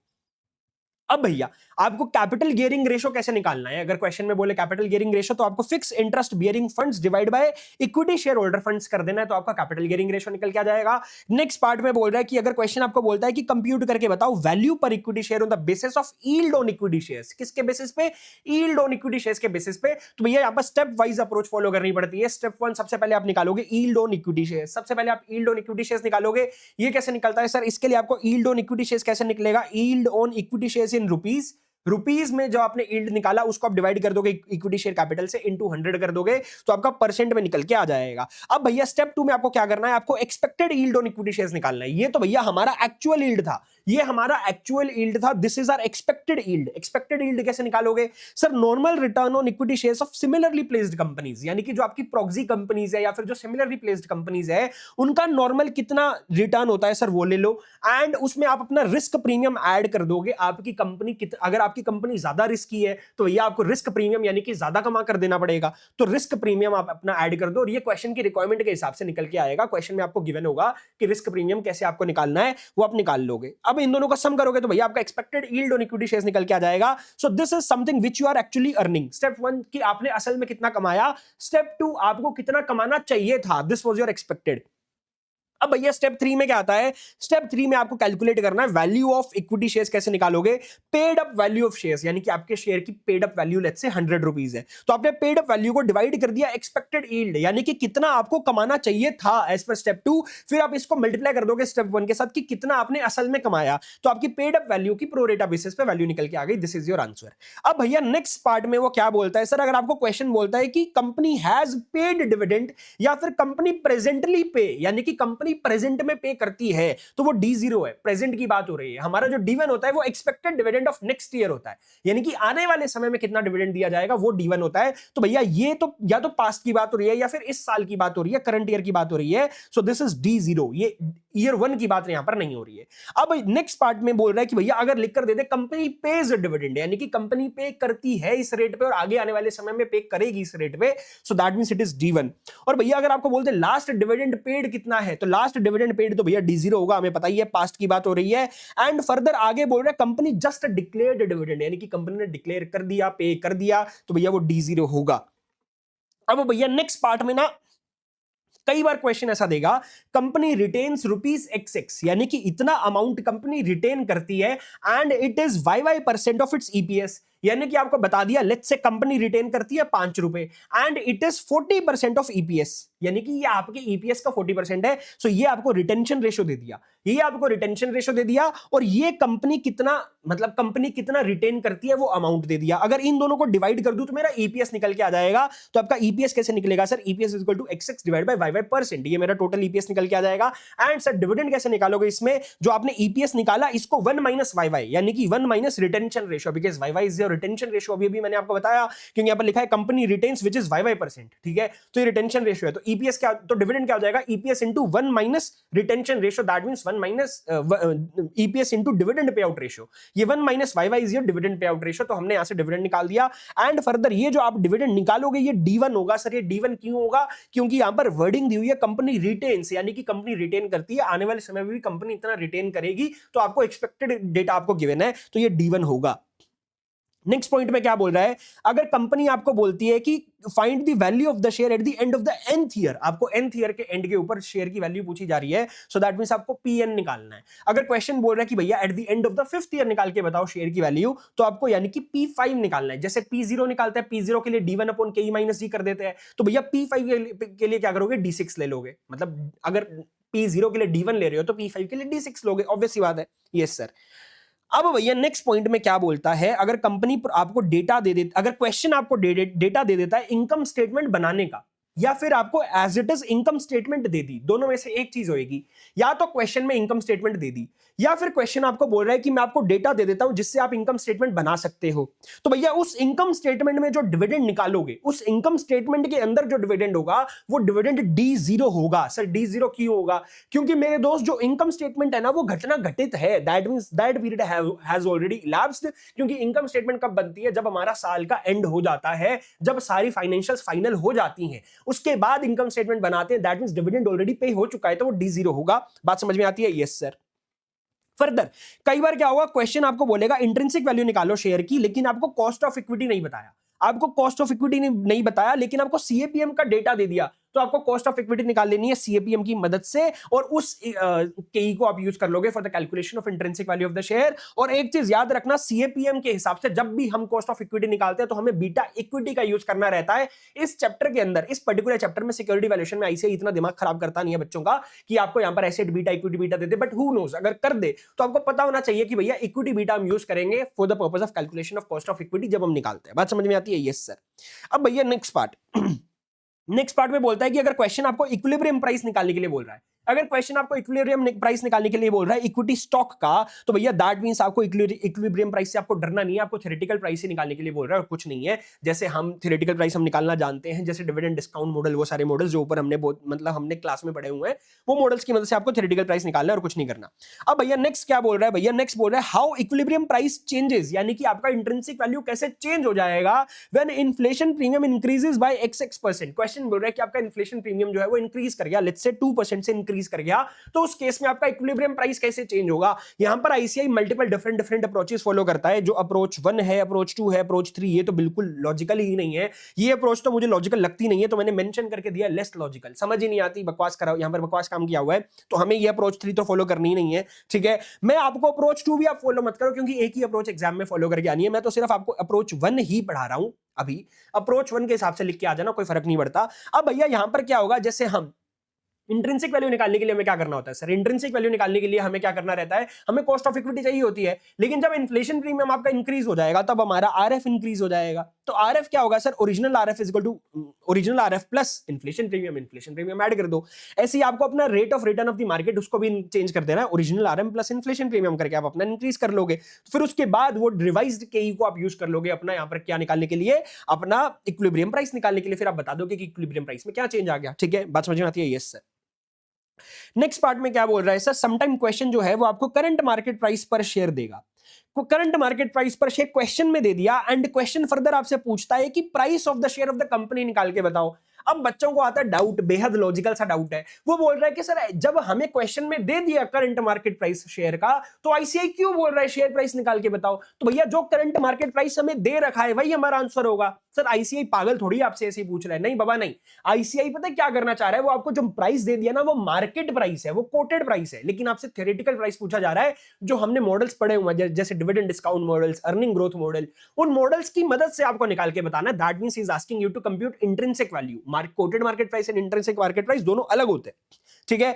अब भैया नेक्स्ट पॉइंट क्या आता है सर, नेक्स्ट पॉइंट ये बोलता है कि व्हेन क्वेश्चन आपको डिविडेंड पर शेयर दे दे, क्वेश्चन आपको डिविडेंड पर शेयर दे दे एंड बताता नहीं है कि भैया कोई भी ना तो कोई इंफॉर्मेशन दी, जैसे हमने इतना सारा ऊपर डेटा पढ़ा कि कब D1 कब D0, वो वैसी हिंट दे ही नहीं रहा, कुछ भी हिंट नहीं दी, सीधा आपको लिखकर दे दिया डिविडेंड पर शेयर, और वो बोल दिया वो ₹5 है। अब भैया एक क्वेश्चन है ऐसा, तभी ये ट्रिकी पॉइंट में है, जब आईसीआई ने आपको ऐसे करके दे दिया, अब भैया इसको D1 माने कि D0, तो आपको क्या करना है, आपको अपना आंसर दोनों तरीकों से सॉल्व करना है। उसको D1 अज्यूम करके भी सॉल्व करो, D0 सॉल्व करके भी अज्यूम करके सॉल्व करो, दोनों अप्रोचेस से अपना आंसर दिखा दो। अगर कम टाइम है आपके पास, अगर टाइम की कमी है, तो दोनों में से एक अप्रोच फॉलो कर लो और वो अप्रोच फॉलो करके अपनी अजम्पशन को क्लियरली स्टेट कर देना, ठीक है। और जब आप दोनों अप्रोचेस फॉलो करके दिखा रहे हो, तब अभी अपनी अजम्पशन क्लियरली स्टेट करके बताना that when assuming it to be D1 तब ऐसे होगा, when assuming it to be D0 तब ऐसे होगा, ठीक है। Yes sir.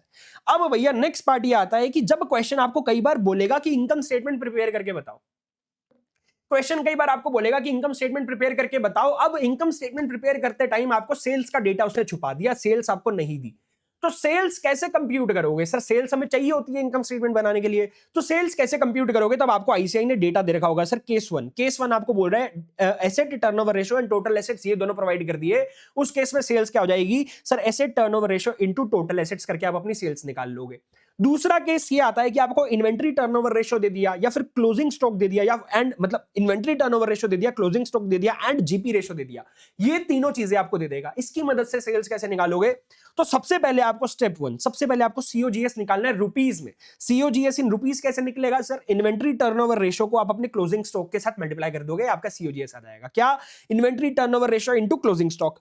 स्टेप टू में क्या करोगे सर? स्टेप टू में सीओजीएस परसेंट में निकालना है। अब सीओजीएस परसेंट में कैसे निकलेगा सर? आपको जीपी रेशियो क्वेश्चन में गिवन है, तो आपको क्या करना है, 100 माइनस जीपी रेशियो। तो भैया 100% में से आपने अपने जीपी रेशियो के परसेंट को हटा दिया, तो सीओजीएस का परसेंट निकल के आ जाएगा। अब आपको क्या करना है सर? सीओजीएस इन रुपी आ गया, सीओजीएस इन परसेंट आ गया, दोनों को डिवाइड कर दो, आपका सेल्स निकल के आ जाएगा। तो सेल्स का ऐसा step 1 divide by step 2, that means COGS in rupee divide by COGS in percent, तो आपका सेल्स निकल के आ जाएगा। फर्दर एक पॉइंट यहां पर मैंने आपको दे रखा है सर, एक पॉइंट यहां पर क्या दिया हुआ है कि कई बार क्वेश्चन आपको डेटर टर्नओवर रेशियो भी देगा, debtor turnover ratio and debts, इन दोनों की वैल्यू भी दे देगा।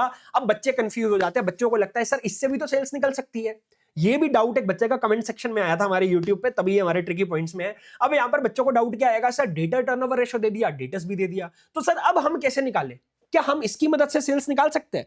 सर ये debtor turnover ratio and debtors की मदद से भी हम सेल्स निकाल सकते हैं। तो सर हम ये वाला केस 1 क्यों फॉलो करें या फिर केस 2 क्यों फॉलो करें? सर ये क्यों फॉलो ना करें? तो मेरे दोस्त कंफ्यूज मत होना, डेटर टर्नओवर रेशियो की मदद से आप सेल्स नहीं निकाल सकते, डेटर टर्नओवर रेशियो की मदद से आप क्रेडिट सेल्स निकाल सकते हो। आपको क्रेडिट सेल्स नहीं, आपको फुल सेल्स चाहिए होती है। तो भैया keep in mind that debtor turnover ratio can help you to compute credit sales and not the total sales. तो ये यूज नहीं करना है, कंफ्यूज मत होना, आईसीआई जाल बुन रहा है उसमें मत फंसना, ठीक है। Yes sir.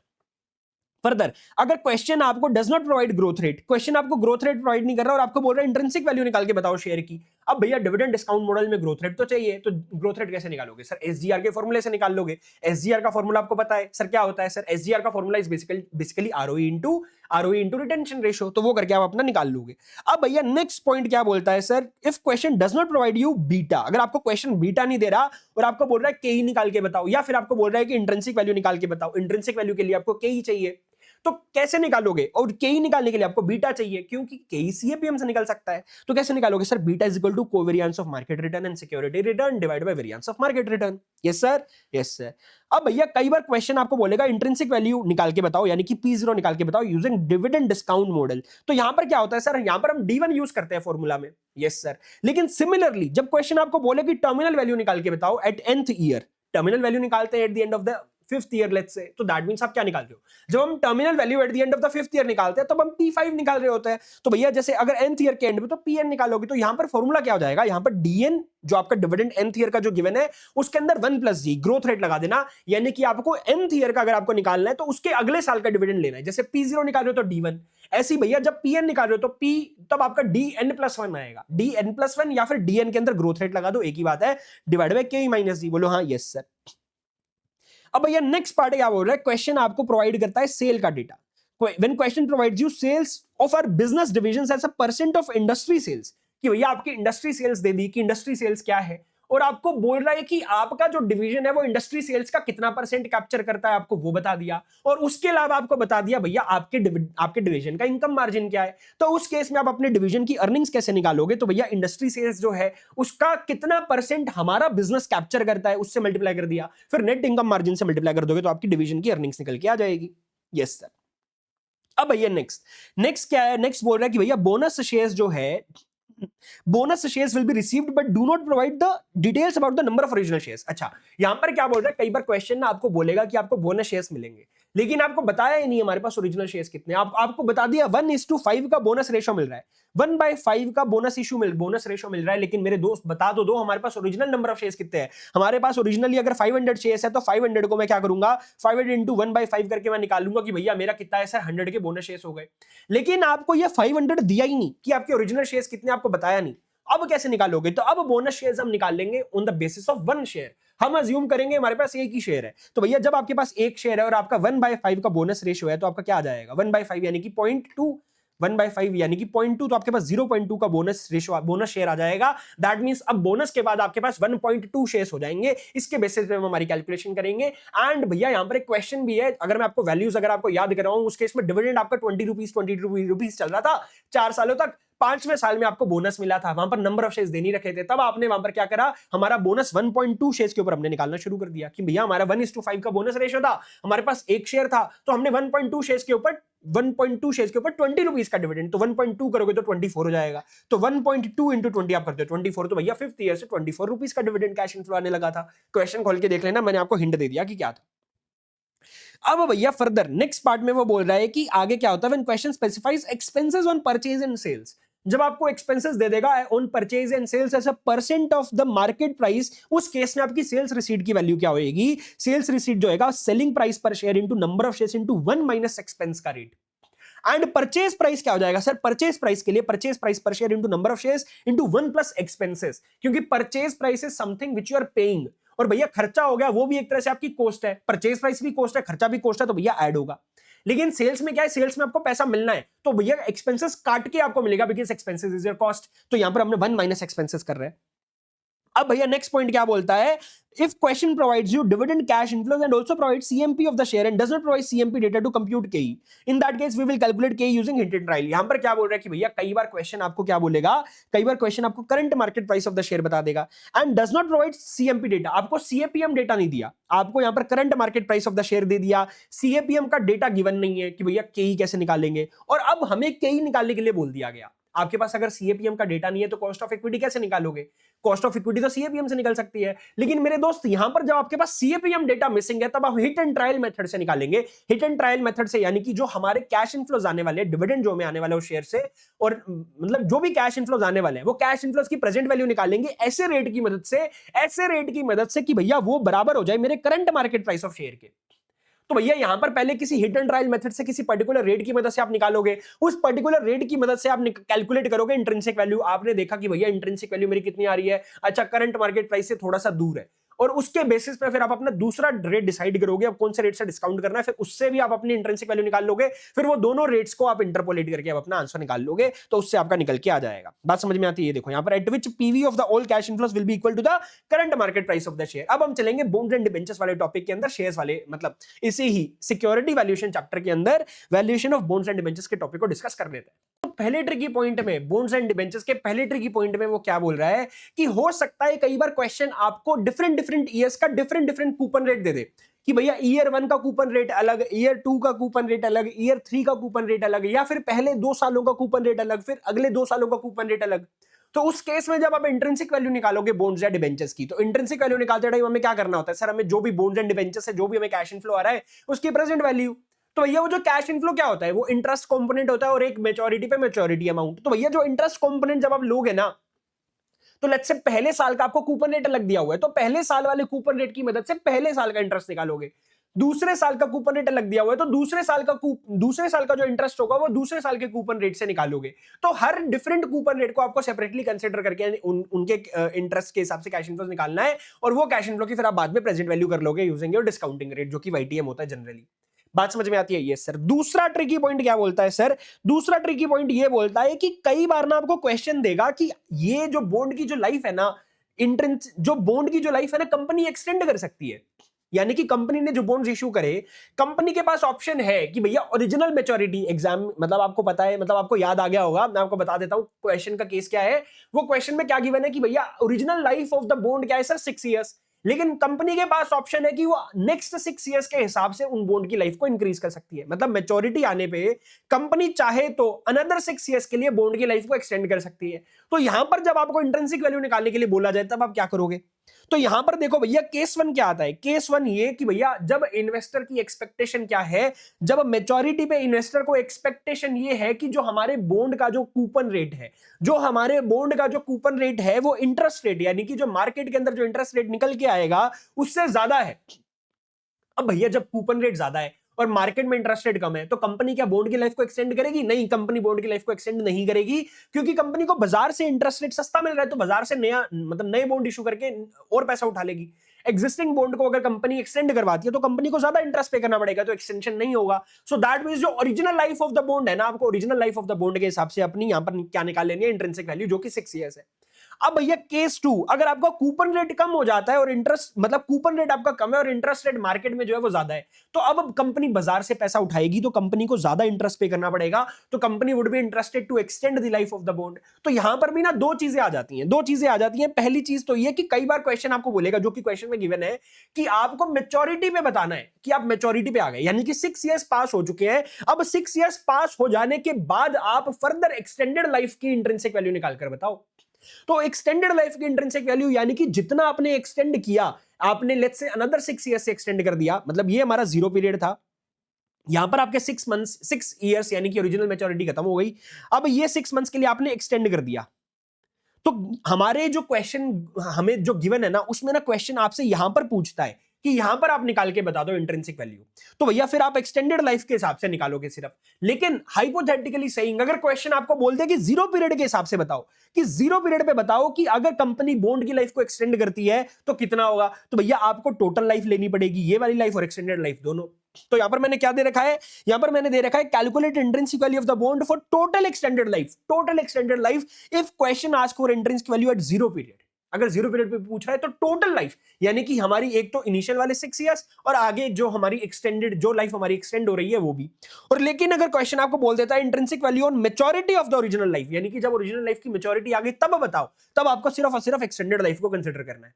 तो भैया नेक्स्ट पॉइंट क्या बोलता है सर? नेक्स्ट पॉइंट बोलता है कि अगर क्वेश्चन आपको एनुअल स्पोर्ट यील्ड का for similar risk class of bond दे दे, यानी कि यहां पर क्या होगा, यहां पर आपका डिफरेंट यील्ड रेट होगा हर साल का, तो उस केस में इंट्रिंसिक वैल्यू कैसे निकालोगे? तो भैया आपका interest amount into PV factor of yield rate of year 1, यानी कि आप ईयर 1 के पीवी फैक्टर की मदद से आप इंटरेस्ट अमाउंट की प्रेजेंट वैल्यू कर लोगे।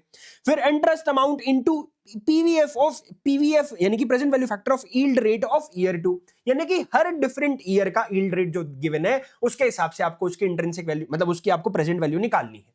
कि भैया ईयर 1 का इंटरेस्ट अमाउंट को आपने क्या करा सर? ईयर 1 के यील्ड रेट के साथ निकाल लिया। ईयर 2 का जो इंटरेस्ट अमाउंट है सर, उसको आपने प्रेजेंट वैल्यू फैक्टर उसको मल्टीप्लाई कर दिया present value factor of yield rate of year 2 के साथ। ऐसे चलता जाएगा और मैच्योरिटी पे क्या होगा? मैच्योरिटी अमाउंट को आप मल्टीप्लाई करोगे PV factor of yield rate of year nth, यानी कि हमारा जो लास्ट पीरियड होगा जब हमारा मैच्योर हो रहा है वो वाला।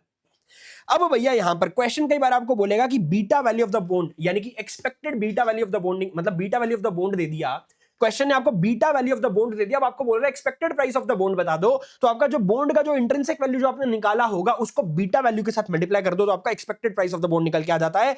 एंड कई बार क्या होगा, क्वेश्चन आपको रिड्यूसिंग यील्ड रेट्स दे देगा, रिड्यूसिंग यील्ड रेट्स दे देगा as the maturity price increase, जैसे जैसे हमारा मैच्योरिटी प्राइस इंक्रीज हो रहा है हमारे यील्ड रेट्स जो है वो रिड्यूस होते जा रहे हैं। तो भैया ये केस जो होता है ये इन्वर्टेड यील्ड कर्व का केस होता है, और inverted yield curve is a sign of forthcoming recession, की आने वाले समय में रिसेशन आने वाला है। ठीक है, अब भैया नेक्स्ट पॉइंट में क्या बोलता है, नेक्स्ट क्वेश्चन, अगर आपको क्वेश्चन बोलता है कि compute maximum rate investor should be ready to pay for the bonds, यानी कि इन्वेस्टर को मैक्सिमम कितना अमाउंट पे करना चाहिए बॉन्ड्स के लिए, तो उस केस में आपको बेसिकली पूछा जा रहा है कि आप इंट्रिंसिक वैल्यू निकाल के बता दो। क्यों? क्योंकि इंट्रिंसिक वैल्यू से ज्यादा आप पे करना नहीं चाहोगे। अब भैया नेक्स्ट ट्रिकी पॉइंट में क्या बोल रहा है, नेक्स्ट पॉइंट में बोल रहा है if question ask you to compute current market price of the bond, अगर आपको current market price of the bond निकालने के लिए बोला जा रहा है, assuming it to be the equal to the fundamental value, कि भैया हमारा current market price of the bond बता दो। अगेन वही दिक्कत कि भैया हमें market price of the bond हम निकाल के नहीं बता सकते। क्यों? क्योंकि भैया मार्केट का जो कोटेड प्राइस है वो अलग है, जो हम निकालते हैं वो थियोरेटिकल होता है, तो भैया हम मार्केट का कोटेड प्राइस कैसे निकाल सकते हैं? तो वो बोल रहा है क्वेश्चन आपको कि यहां पर क्या बोल रहा है, करंट मार्केट प्राइस निकाल के बता दो, अज्यूमिंग कि भैया जो आपका जो मतलब थियोरेटिकल वैल्यू जो है वो फंडामेंटल वैल्यू मतलब फंडामेंटल वैल्यू और जो कोटेड मार्केट प्राइस जो है वो दोनों बराबर है। सो यहां पर फंडामेंटल वैल्यू क्या है sir? Fundamental value is your intrinsic value, is your theoretical value. और ये जो बोल रहा है थियोरेटिकल वैल्यू जो है यानी कि फंडामेंटल वैल्यू जो है वो करंट मार्केट प्राइस के बराबर है। तो यहां पर क्या बोल रहा है, आप बेसिकली इंट्रिंसिक वैल्यू निकाल के बता दो, वही आपका मार्केट प्राइस होगा। अब नेक्स्ट पॉइंट में वो बोल रहा है कि डिटरमाइन करके बताओ, determine prevailing interest rate on the similar type of bonds if it is held till maturity. अगर आप मैच्योरिटी तक होल्ड करते हो तो अब आपको यहां पर क्या निकालने के लिए बोला गया, आपको यहां पर बोला गया कि प्रिवेलिंग इंटरेस्ट रेट निकाल के बता दो। तो भैया यहां पर आपको वाईटीएम पूछा जा रहा है, क्योंकि यहां पर if it is held till maturity and YTM क्या होता है सर? Yield to maturity. तो आपसे वाईटीएम पूछा जा रहा है। एंड फर्दर सर इस पॉइंट में क्या बोल रहा है सर? नेक्स्ट पॉइंट में बोल रहा है if question provides a bond which is convertible in equity shares, ऐसा बॉन्ड दे दिया जो इक्विटी शेयर्स में कन्वर्टेबल हो सकता है, एंड आपको बोलता है कि आप कंप्यूट करके बता दो यील्ड और वाईटीएम। तो यहां पर हम जो वाईटीएम निकालेंगे ना, assuming bond will not be converted and will be held till maturity. भैया आपको कन्वर्टेबल इक्विटी शेयर्स दे दिया और आपको बोल रहा है वाईटीएम निकाल के बता दो। तो यहां पर वाईटीएम निकालने के लिए हम क्या अज्यूम करेंगे कि ये बॉन्ड को मैच्योरिटी तक होल्ड करेंगे और भैया हम इसको कन्वर्ट नहीं करवाएंगे इक्विटी शेयर्स में। इस अजम्पशन के बेसिस पे हमें करना है। बात समझ में आती है? Yes sir. नेक्स्ट पॉइंट में बोल रहा है कि if question provide you current market price of the bond along with the coupon rate and ask you to compute market price if yield goes up और down, in such case we will calculate current market price with the help of the current yield as data for the YTM is not given. Sir यहां पर वो क्या बोलना चाह रहा है भैया, जरा ध्यान से सुनना कि कई बार आपको क्वेश्चन प्रोवाइड करेगा करंट मार्केट प्राइस, क्या आपको करंट मार्केट प्राइस दे दिया बॉन्ड का along with the coupon rate, कि भैया बॉन्ड का मार्केट में प्राइस क्या है और बॉन्ड का कूपन रेट क्या है, और आपको बोल रहा है कि आप कंप्यूट करके बता दो market price. Sir market price already दे दिया, फिर मार्केट प्राइस क्यों पूछ रहा है? तो भैया आपको बोल रहा है मार्केट प्राइस निकाल के बता दो अगर आपका यील्ड ऊपर नीचे जाए, कि भैया अभी आपका यील्ड कितना है और आगे चल के आपका जो यील्ड है वो 2% से बढ़ गया, तो market price of the bond क्या होना चाहिए, यानी कि रिवाइज मार्केट प्राइस क्या होना चाहिए। अब सर यहां पर आपको वाईटीएम का डेटा तो गिवन नहीं है, तो सर हम कैसे निकालें? हमें ओरिजिनल यील्ड ही नहीं पता। जब हमें ओरिजिनल वाईटीएम ही नहीं पता तो हम रिवाइज्ड वाईटीएम यानी कि हमारी 2% से वाईटीएम इंक्रीज हो गया, तो सर हम कैसे समझे कि भैया हमारा ओरिजिनल वाईटीएम ही नहीं हमारे पास, तो भैया इंक्रीज्ड वाईटीएम नहीं आएगा, इंक्रीज वाईटीएम नहीं आएगा तो भैया हमारा रिवाइज्ड मार्केट प्राइस कैसे आएगा? तो मेरे दोस्त यहां पर हम यहां पर करंट यील्ड के बेसिस पर निकाल लेंगे, क्योंकि अगर हमें वाईटीएम का डेटा गिवन नहीं है तो करंट यील्ड का तो डेटा हमारे पास है। इन करंट यील्ड आपको पता ही है कैसे निकालते हैं, तो वो करके हम निकाल लेंगे। ठीक है। अब भैया नेक्स्ट पॉइंट क्या बोलता है? नेक्स्ट पॉइंट ये बोलता है कि इफ क्वेश्चन आस्क कि calculate revised yield on NCD यानी कि नॉन कन्वर्टेबल डिबेंचर्स, अज्यूम करके कि भैया आपके जो इंटरमीडिएटरी कूपन पेमेंट्स है यानी कि जो आपको इंटरेस्ट पेमेंट्स जो मिलती जाएंगी वो those are not available for reinvestment, यानी कि वो री इन्वेस्टमेंट नहीं होंगे, वो आपको बिल्कुल मैच्योरिटी पे सीधा मिलेंगे, यानी कि वो अमाउंट आपको सीधा मैच्योरिटी पे मिलेगी। उस केस में आपकी रियलाइज्ड यील्ड क्या है वो बता दो। तो भैया annual interest amount into time of maturity, क्योंकि आपके जो इंटरमीडिएटरी कूपन पेमेंट्स है वो आपको अवेलेबल ही नहीं है, वो आपको मिलेंगे ही नहीं। सो दैट मींस आपको इंटरेस्ट पेमेंट्स जो कूपन पेमेंट्स है वो बिल्कुल मैच्योरिटी पे बिल्कुल लास्ट में मिलेंगे, वो भी एक साथ। तो भैया यहां पर आपका एनुअल इंटरेस्ट अमाउंट कितना है और टाइम टू मैच्योरिटी कितना है। अगर 5 साल की मैच्योरिटी है तो यानी कि 5 साल के इंटरेस्ट, यानी कि ये 1 साल का इंटरेस्ट है और आप इसको 5 ईयर्स से मल्टीप्लाई कर दोगे, इतना इंटरेस्ट आपको एक साथ लास्ट में मिल जाएगा, और ये आपका रिडेम्पशन अमाउंट वो भी आपको मिलेगा। इसको हम प्रेजेंट वैल्यू पे ले आएंगे यूजिंग सच अ रेट, इसकी हम प्रेजेंट वैल्यू निकालेंगे यूजिंग सच अ रेट जो कि हमारा रियलाइज्ड यील्ड होगा, क्योंकि रियलाइज्ड यील्ड पूछा है, और भैया वो हमने रियलाइज्ड यील्ड को आर मान लिया, and this shall be equal to the market price of the bond, जो भी बॉन्ड का प्राइस चल रहा है। अब भैया ये इक्वेशन हमारी बन गई, इस इक्वेशन में हम आर निकाल लेंगे, एंड भैया यहां पर आर निकाल के जो हमारा आंसर आएगा वही हमारी रियलाइज्ड यील्ड होगी। ठीक है। और अगर क्वेश्चन आपको बताए नहीं रिडेम्पशन अमाउंट क्या है, does not specify redemption amount, तो हम अज्यूम करेंगे कि भैया हमारा फेस वैल्यू पे रिडीम होगा। नेक्स्ट ट्रिकी पॉइंट में क्या बोल रहा है सर? नेक्स्ट ट्रिकी पॉइंट में ये बोल रहा है कि लेट्स से क्वेश्चन आपको बोल रहा है कि आप बॉन्ड फॉरवर्ड रेट्स कंप्यूट करके बता दो। आपको बॉन्ड फॉरवर्ड रेट कंप्यूट करने के लिए बोला गया, एंड आपको डेटा क्या दे रहा है सर? आपको डिफरेंट बॉन्ड्स का यील्ड बता दिया, आपको डिफरेंट बॉन्ड्स का यील्ड बता दिया, यानी कि ऐसा बॉन्ड जिसकी मैच्योरिटी 1 ईयर है उसका यील्ड बता दिया, सर जिसकी मैच्योरिटी 2 इयर्स है सर उसका यील्ड बता दिया। ऐसे डिफरेंट बॉन्ड्स का आपको डेटा गिवन है। तो यहां पर आपको कैसे निकालना है? सबसे पहले कंसीडर बॉन्ड और टी बिल, आपको बॉन्ड या फिर टी बिल ऐसे वाला कंसीडर करना है सर जिसकी मैच्योरिटी 1 ईयर है, और उसकी मदद से आपको F1 यानी कि फॉरवर्ड रेट ऑफ ईयर 1 निकाल लेना है। तो यहां पर क्या है sir? Market price of the bond is equal to interest rate of the year 1 plus maturity value divide by 1 plus F1। इस फॉर्मूले की मदद से आप अपना F1 निकाल लोगे। अब भैया सेकंड स्टेप में आपको क्या करना है? कंसीडर बॉन्ड और T bill of 2 year maturity, ऐसा बॉन्ड पकड़ लो जिसकी 2 इयर्स की मैच्योरिटी है। यहां पर कैसे निकालोगे? यहां पर आपको F2 निकालना है। तो market price of the bond जो आपको गिवन है is equal to interest rate of year 1 divide by 1 plus F1 जो आपने स्टेप 1 में निकाला, फिर प्लस इंटरेस्ट ऑफ ईयर 2 जो आप निकाल लोगे, प्लस मैच्योरिटी वैल्यू जो आप निकाल लोगे या फिर आपको गिवन होगी। ऑब्वियसली मैच्योरिटी वैल्यू गिवन होगी, मतलब फेस वैल्यू पे मैच्योर हो रहा है, रिडीम हो रहा है, ऐसा मान लेंगे। तो इन दोनों को आपने यहां पर लिया और डिवाइड बाय 1 प्लस F1 जो आप ऊपर निकाल के आए हो, एंड 1 प्लस F2 आपको बतानी। अब ये इक्वेशन आपकी बन गई जिसकी मदद से आप अपना F2 निकाल सकते हो, एंड सो ऑन, आप बाकी इसका भी निकालते रहोगे, ठीक है। एंड अगर क्वेश्चन आपको if question provides face value instead of maturity value, we will assume that bonds are redeemable at face value. अगर आपको मैच्योरिटी प्राइस दे नहीं रखा, फेस वैल्यू गिवन है, तो भैया फेस वैल्यू पे मैच्योर हो रहा है, ठीक है सर। अब भैया नेक्स्ट पार्ट क्या बोल रहा है, when question specifically mentions that calculate percent of downside risk. अब यहां पर क्या प्रॉब्लम आती है, हमारा एक कन्वर्टेबल बॉन्ड्स के अंदर हम क्या निकालते हैं sir, percent of downside risk निकालते हैं। आईसीआई दो अप्रोचेस फॉलो करता है sir. Percentage of downside risk के अंदर एक, मतलब यहां पर जब हम निकालते हैं परसेंटेज ऑफ डाउनसाइड रिस्क, एक में फॉर्मूले में डिनोमिनेटर में आईसीआई क्या लेता है sir, market price of the convertible bond लेता है, एक में डिनोमिनेटर में straight value of the bond लेता है। तो सर कौन सी अप्रोच फॉलो करके आए भैया, क्वेश्चन आपको स्पेसिफिकली मेंशन करके अगर दे दे कि भैया आपको परसेंटेज ऑफ डाउनसाइड रिस्क निकालना है on the basis of market price of the convertible bond, तो भैया डिनोमिनेटर में मार्केट प्राइस आएगा। अगर आपको स्पेसिफिकली मेंशन कर दे कि on the basis of straight value of the bond, तो भैया स्ट्रेट वैल्यू के बेसिस पे निकाल के आओगे। और अगर कुछ मेंशन नहीं कर रहा, तो भैया दोनों के तरीकों से आपको डिस्क्रिप्टिव में प्रेजेंट करके आ जाना है। यहां पर मेन प्रॉब्लम पता क्या आती है बच्चों को, यहां पर मेन प्रॉब्लम आती है एमसीक्यू में। अब एमसीक्यू में क्या होता है, ये बच्चों को, जिन बच्चों को इस बात का पता नहीं होता कि भैया आईसीआई अगर लिखकर दे देता based on the market price या फिर based on the straight value, इसकी अहमियत है। जिन बच्चों को पता नहीं होता वो टिपिकली एक ही फॉर्मूले की मदद से निकालते हैं कि डिनोमिनेटर में हमने मार्केट प्राइस लेकर चल लिया और भैया क्वेश्चन में given on the basis of straight value, वो आंसर मैच करेंगे, आंसर देखेंगे, आईसीआई ने भैया खुराफात करके क्या कर रखा होगा, on the basis of market value वाला भी आपको क्वेश्चन में गिवन होगा और वो आंसर आपका काट देगा, क्योंकि जब पूछा ही on the basis of straight value तो वही निकाल के आओगे ना। तो एमसीक्यू में तो भैया आपको स्ट्रिक्टली ध्यान देना इस बात पे, ठीक है। डिस्क्रिप्टिव में तो आप दोनों लिख कर आ जाओगे, आपका काम चल जाएगा, लेकिन अगर स्पेसिफिकली कुछ मेंशन है तो अपना टाइम बचाओ, उसके हिसाब से कर लो।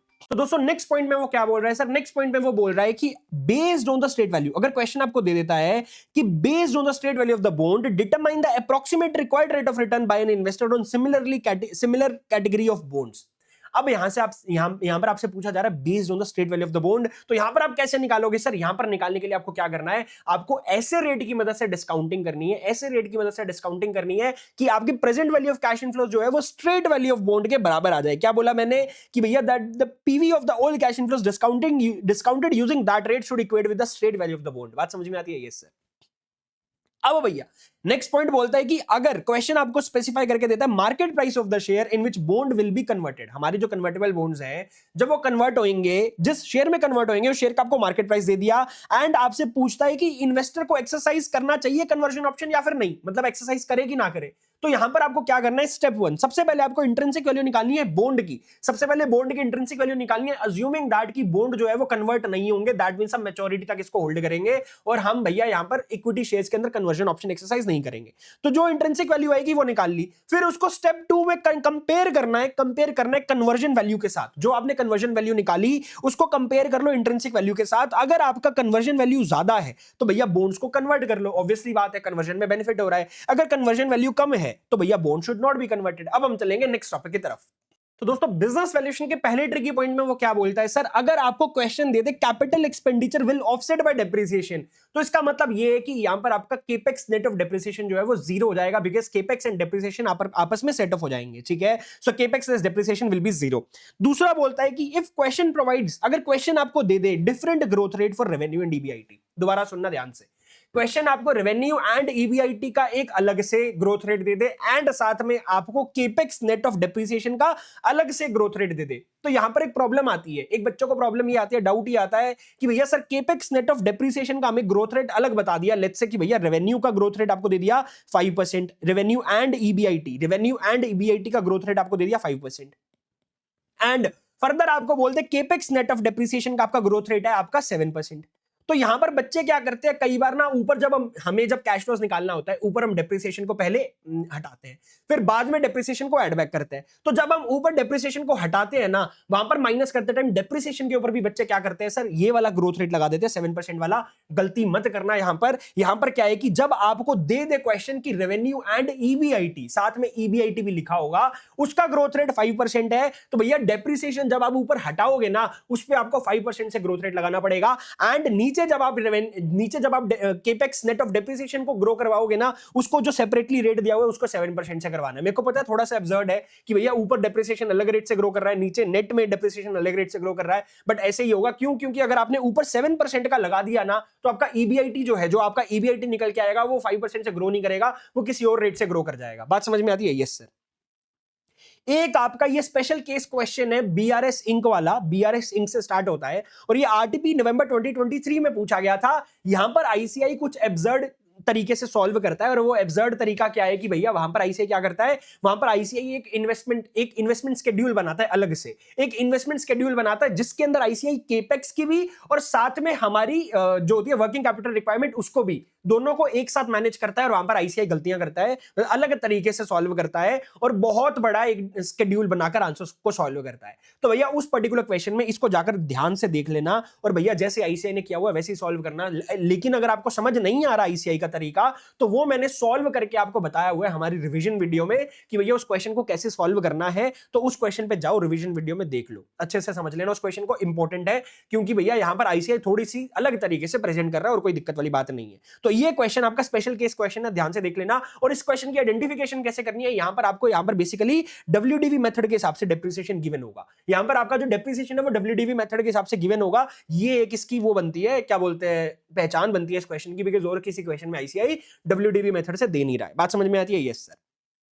नेक्स्ट पॉइंट, अगर क्वेश्चन आपको बोलता है कि वैल्यू ऑफ इक्विटी निकालो, वैल्यू ऑफ इक्विटी निकालो using free cash flow based method, तो भैया यहां पर जैसे हम नॉर्मली एफसीएफएफ से फर्म की निकाल रहे हैं ऊपर, तो वहां पर free cash flow of firm use कर रहे हैं, तो यहां पर क्या होगा, यहां पर free cash flow of equity use कर लेंगे एंड कॉस्ट ऑफ डब्ल्यूएसीसी यानी कि कॉस्ट ऑफ कैपिटल की जगह पे यहां पर कॉस्ट ऑफ इक्विटी यूज हो जाएगा और नॉर्मली हम निकाल लेंगे। Further if question does not provide केई, अगर क्वेश्चन केई ना दे तो सीएपीएम की मदद से निकाल लो। एंड सर नेक्स्ट पॉइंट में भैया EVA and market value added वाले मेथड में क्या ट्रिकी पॉइंट्स है कि भैया सबसे पहले अगर क्वेश्चन आपको क्वेश्चन आपको पैट और ईएटी दे दे, या पैट या फिर ईएटी एक ही बात होती है, ठीक है, profit after taxes, earning after taxes दे दे, और भैया आपको यहां पर ईबीआईटी निकालना है। कैसे निकालोगे सर ईबीआईटी? क्यों निकालना है? बिकॉज़ ईवीए में ईबीआईटी की ऑपरेटिंग इनकम की जरूरत पड़ती है। तो कैसे निकालोगे? आपका जो अर्निंग बिफोर टैक्स, जो आपका अर्निंग आफ्टर टैक्सेस गिवन है, इसको पहले अर्निंग बिफोर टैक्सेस में कन्वर्ट कर लो। कैसे निकालोगे? Earning after taxes divide by 1 minus T से आपका अर्निंग बिफोर टैक्सेस आ जाएगा। इसमें इंटरेस्ट कॉस्ट को आपको ऐड करना है, तो आपका यहां पर क्या आ जाएगा सर? ऑपरेटिंग इनकम निकल के आ जाएगा। बात समझ में आती है? Yes sir.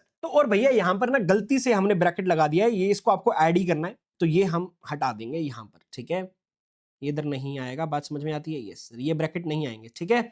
अब हम चलते हैं सर नेक्स्ट पॉइंट की तरफ। सर नेक्स्ट पॉइंट क्या बोलता है? सर नेक्स्ट पॉइंट बोलता है if question provides detail of financial leverage, question अगर आपको फाइनेंशियल लेवरेज का डेटा दे दे, उस केस में आप ईबीआईटी कैसे निकालोगे? आपको फाइनेंशियल लेवरेज दे दिया एंड आपको इंटरेस्ट कॉस्ट का डेटा दे दिया, यहां पर कैसे निकालोगे? तो भैया financial leverage is equal to EBIT upon EBT होता है। तो यहां पर फाइनेंशियल लेवरेज को मैं ऐसे भी लिख सकता हूं, EBIT divide by EBIT minus interest. Interest का डेटा आपके पास है, फाइनेंशियल लेवरेज आपको बताए, अब आप ईबीआईटी निकाल लोगे, आपका आंसर आ जाएगा। सर नेक्स्ट पार्ट में क्या बोलता है? Sir if question provides earning after taxes and does not provide interest cost and tax rate, आपको interest cost and tax rate नहीं दिया एंड आपको अर्निंग आफ्टर टैक्सेस दे दिए, तो इस केस में हमें अज्यूम करना है कि जो हमारा इंटरेस्ट कॉस्ट होगा वो 0 होगा एंड अर्निंग आफ्टर टैक्सेस जो होगा that shall be equal to the NOPAT, that means EBIT into 1 minus taxes. बात समझ में आती है? Yes sir. अब भैया नेक्स्ट पॉइंट क्या बोलता है? सर नेक्स्ट पॉइंट में क्वेश्चन आपको कॉस्ट ऑफ इक्विटी नहीं देगा कि भैया कॉस्ट ऑफ इक्विटी मिस कर दिया, नहीं दिया, लेकिन आपको इंफॉर्मेशन दे दी risk free rate of return की, risk free rate of return की इंफॉर्मेशन दे दी एंड आपको रिटर्न ऑन मार्केट पोर्टफोलियो दे दिया, यानी कि आपको आरएम दे दिया। फर्दर आपको यहां पर बीटा नहीं दिया, लेकिन बीटा के लिए एक स्टेटमेंट दे दी। सर स्टेटमेंट क्या दी? That stock of the company moves in tandem with the market, कि भैया मार्केट, हमारा जो कंपनी का स्टॉक है वो मार्केट के साथ टेंडम में इंक्रीज डिक्रीज होता है। सो जितने रेट से हमारा मार्केट का रिटर्न बढ़ेगा, उसी रेट से हमारी स्टॉक का रिटर्न भी उतना ही ऊपर जाएगा। जितना शेयर ऊपर जाएगा उतनी मार्केट ऊपर जाएगी, दोनों बराबर में ऊपर नीचे जाएंगे। तो दैट मींस यहां पर बीटा ऑफ द शेयर 1 हो जाएगा। मार्केट वाला जो मार्केट का बीटा होता है वही हमारे शेयर का बीटा हो जाएगा। तो यहां पर हम सीएपीएम की मदद से अब कॉस्ट ऑफ इक्विटी निकाल सकते हैं। यहां पर एक ही ट्रिकी पॉइंट ये है कि आपको बीटा नहीं गिवन है, तो बीटा के लिए यहां पर आपको बस ये स्टेटमेंट को पढ़ना है कि moves in tandem with the market, का मतलब ये है moves in tandem with the market, कि भैया हमारी शेयर का बीटा जो है वो 1 है। अब भैया नेक्स्ट पॉइंट क्या बोलता है? नेक्स्ट पॉइंट ये बोलता है कि अगर क्वेश्चन आपको आरएफ दे दे कि भैया क्वेश्चन प्रोवाइड्स आपको risk free rate of return यानी कि 365 डेज गवर्नमेंट बॉन्ड रेट दे दिया एंड आपको KD does not provide KD, आपको केडी गिवन नहीं है, तो उस केस में आपको अपने आरएफ को ही अज्यूम करना है that it is best proxy of debt, cost of debt. तो भैया यहां पर जो आपका risk free rate of return होगा वही आपका कॉस्ट ऑफ डेट हो जाएगा, उसी को हम अज्यूम कर लेंगे। अब हम चलेंगे सर नेक्स्ट टॉपिक की तरफ, जो कि हमारा mergers and acquisitions.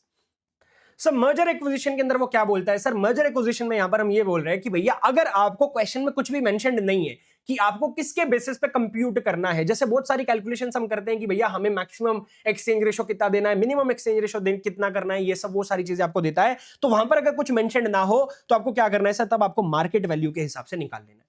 And further दूसरे पॉइंट में क्या बोल रहे हैं, जब आपको वो एक जस्टिफाइबल रेंज बनाने के लिए बोल दे कि develop range of justifiable equity share exchange ratio, आपको एक्सचेंज रेशो यानी कि स्वैप रेशो की रेंज बनाने के लिए बोल रहे हैं जो कि जस्टिफाइबल है। एंड उसके साथ आपको इंट्रिंसिक वैल्यू दे दी टारगेट कंपनी के शेयर की, आपको टारगेट कंपनी के शेयर की इंट्रिंसिक वैल्यू दे दी, लेकिन एक्वायरर की इंट्रिंसिक वैल्यू नहीं देगा। तो यहां पर हम क्या करेंगे सर, यहां पर हमें जो रेंज बनानी है सर, हमारी रेंज का एक जो बनेगा स्वैप रेशो यानी कि एक्सचेंज रेशो, वो कैसे आएगा, intrinsic value of the target, क्योंकि टारगेट का रेशो हमेशा ऊपर आता है फैक्टर, तो intrinsic value of the target divide by market price of the acquirer. Sir यहां पर intrinsic value of the acquirer क्यों नहीं लिया, क्योंकि एक्वायरर का इंट्रिंसिक वैल्यू क्वेश्चन में गिवन ही नहीं होगा। तो आप intrinsic value of the target divide by market price per share of the acquirer, और दूसरा जो आप बनाओगे वो एमपीएस के बेसिस पे बनाओगे कि MPS of target divide by MPS of acquirer, तो ये आपकी एक रेंज बन जाएगी उसके बेसिस पे। अब हम चलेंगे नेक्स्ट टॉपिक की तरफ। सर नेक्स्ट टॉपिक जो कि फॉरेक्स है। सर फॉरेक्स के अंदर पहला टॉपिक आता है sir options contract. Option contract के क्या ट्रिकी पॉइंट्स गिवन है सर, ऑप्शन कॉन्ट्रैक्ट्स के हमने आपको ये ट्रिकी पॉइंट दिए हैं कि भैया अगर आपको मैच्योरिटी पे सिंगल एक्सपेक्टेड स्पॉट रेट की जगह पे आपको मल्टीपल एक्सपेक्टेड स्पॉट रेट्स बता दे कि मैच्योरिटी का क्या स्पॉट रेट होगा, वो एक ना बताकर बहुत सारे बता दे, तो हर रेट का आपको सेपरेटली पे ऑफ निकालना पड़ेगा और उसको उसकी इंडिविजुअल प्रोबेबिलिटी के साथ मल्टीप्लाई करके आपको अपना आंसर निकालना है। वही हमने गिवन यहां पर दिया हुआ है। सर दूसरा क्या दिया हुआ है सर, दूसरा पॉइंट ये है कि अगर आपको ऑप्शन कॉन्ट्रैक्ट के हिसाब से भैया हमें कितना बेनिफिट कितना नुकसान होगा पे ऑफ जब आप निकालोगे, तब आपको बेसिकली जब आपको data about load size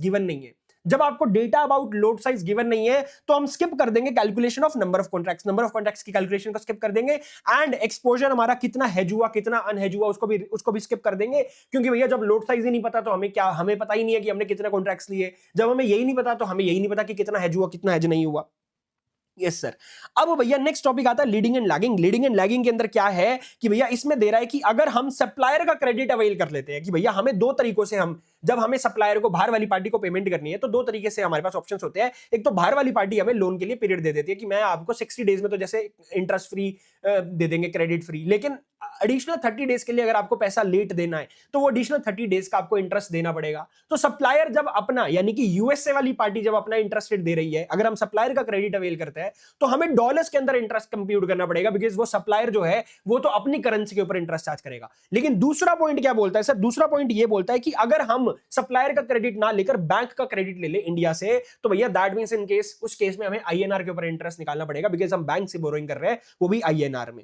sir third part ये बोलता है कि अगर आपको याद हो आपका एक क्वेश्चन है सर जहां पर ना आपका जो डिफरेंशियल अमाउंट है वो डिफरेंशियल अमाउंट में क्वेश्चन ने बताया कि यहां पर आपका जो डिफरेंशियल अमाउंट आ रहा है ये दो वजह से आ रहा है, एक टाइम वैल्यू ऑफ मनी की वजह से आ रहा है, एक प्रोटेक्शन फ्रॉम डिवैल्यूएशन आ रहा है। तो दोनों के कंपोनेंट्स को सेग्रीगेट करने के लिए बोला है। तो भैया वहां पर टाइम वैल्यू ऑफ मनी कैसे आएगा sir, discount amount in foreign currency converted in the home currency using forward rate. ये जब आप कर लोगे ये आपका क्या आ जाएगा sir, time value of money. और प्रोटेक्शन फ्रॉम डिवैल्यूएशन क्या होगा सर, टोटल डिफरेंस जो है, टोटल डिफरेंस में से टाइम वैल्यू ऑफ मनी को हटा दो तो आपका प्रोटेक्शन फ्रॉम डिवैल्यूएशन आ जाएगा। फिर से सुन लो sir, time value of money कैसे निकलता है sir, discount amount in foreign currency जो है उसको आप कन्वर्ट कर दोगे into home currency using forward rate. बात समझ में आती है? Yes sir. अब हम चलेंगे इंटरनेशनल कैश मैनेजमेंट वाले टॉपिक की तरफ। यहां पर क्या है sir, if question provides a situation where, यहां पर क्या क्वेश्चन बेसिकली आपसे पूछ रहा है कि आपका होम करेंसी, मतलब जैसे कि मैं इंडिया का बैंक, मैं इंडिया की कंपनी हूं और मैं इंडिया की कंपनी हूं, हमारे पास दो ऑप्शंस है, या तो एक्टिंग इंडिपेंडेंटली या फिर भैया सारे अपने मतलब या तो एक्टिंग इंडिपेंडेंटली या फिर हम इमीडिएट कैश पूलिंग कर लेंगे। तो भैया हमें यहां पर एक ऐसा इंटरेस्ट रेट बताना है, हमारा इंडिया का बैंक इंडियन एंटिटी को एक ऐसा रेट ऑफर करे कि मैं एक्टिंग इंडिपेंडेंटली की बजाय मैं इमीडिएट कैश पूलिंग पे स्विच कर जाऊं। अगर मेरे को इमीडिएट कैश पूलिंग पे स्विच करना है तो वो मेरे को क्या मतलब कितना ऑफर करे, तो मैं क्या चाहूंगा, जितना मेरे को एक्टिंग इंडिपेंडेंटली पे जितना मेरे पास कैश, मेरे पास सरप्लस आ रहा है लास्ट में, कम से कम उतना मेरे पास दूसरे ऑप्शन में भी हो। तो यहां पर क्या करना है, सबसे पहले स्टेप 1 में आपको यहां पर क्या करना है, रिडेम्पशन अमाउंट निकालनी है to the parent company on the basis of acting independently, कि भैया मिनिमम इतना तो चाहिए हमको। अब स्टेप 2 में आपको क्या करना है, जो जो सरप्लस अमाउंट है उसको पेरेंट कंट्री यानी कि हमारे केस में इंडिया, तो उसकी करेंसी में आप कन्वर्ट कर लो यूजिंग स्पॉट रेट्स, हमने कन्वर्ट कर लिया। एंड स्टेप 3 में हमें क्या करना है सर, स्टेप 3 में हमने जो स्टेप 2 में जो हमने अमाउंट निकाली, स्टेप 2 में जो हमने अमाउंट निकाली, इसको एक ऐसे रेट की मदद से आपको इन्वेस्ट करना है बैंक के अंदर जिस रेट पे वो आपका जो मैच्योरिटी अमाउंट आएगा वो स्टेप 1 वाले अमाउंट के बराबर आ जाए। तो वो जो रेट निकल के आएगा वो बैंक को उतना आपको ऑफर करना पड़ेगा। आई होप अब भैया हमारे सारे के सारे ट्रिकी पॉइंट्स खत्म हो चुके हैं। आई होप आप लोगों को ये वीडियो बहुत पसंद आई होगी, ठीक है। And all the best for your exams. And sir हमने बहुत सारा वैल्यूएबल कंटेंट आपको प्रोवाइड कर दिया है। अब आपके पास कोई बहाना नहीं है एफएम एग्जामिनेशन ना लाने का। आपको अच्छे से तैयारी करनी है, अच्छे से पढ़ाई करनी है। All the best, take care, bye bye.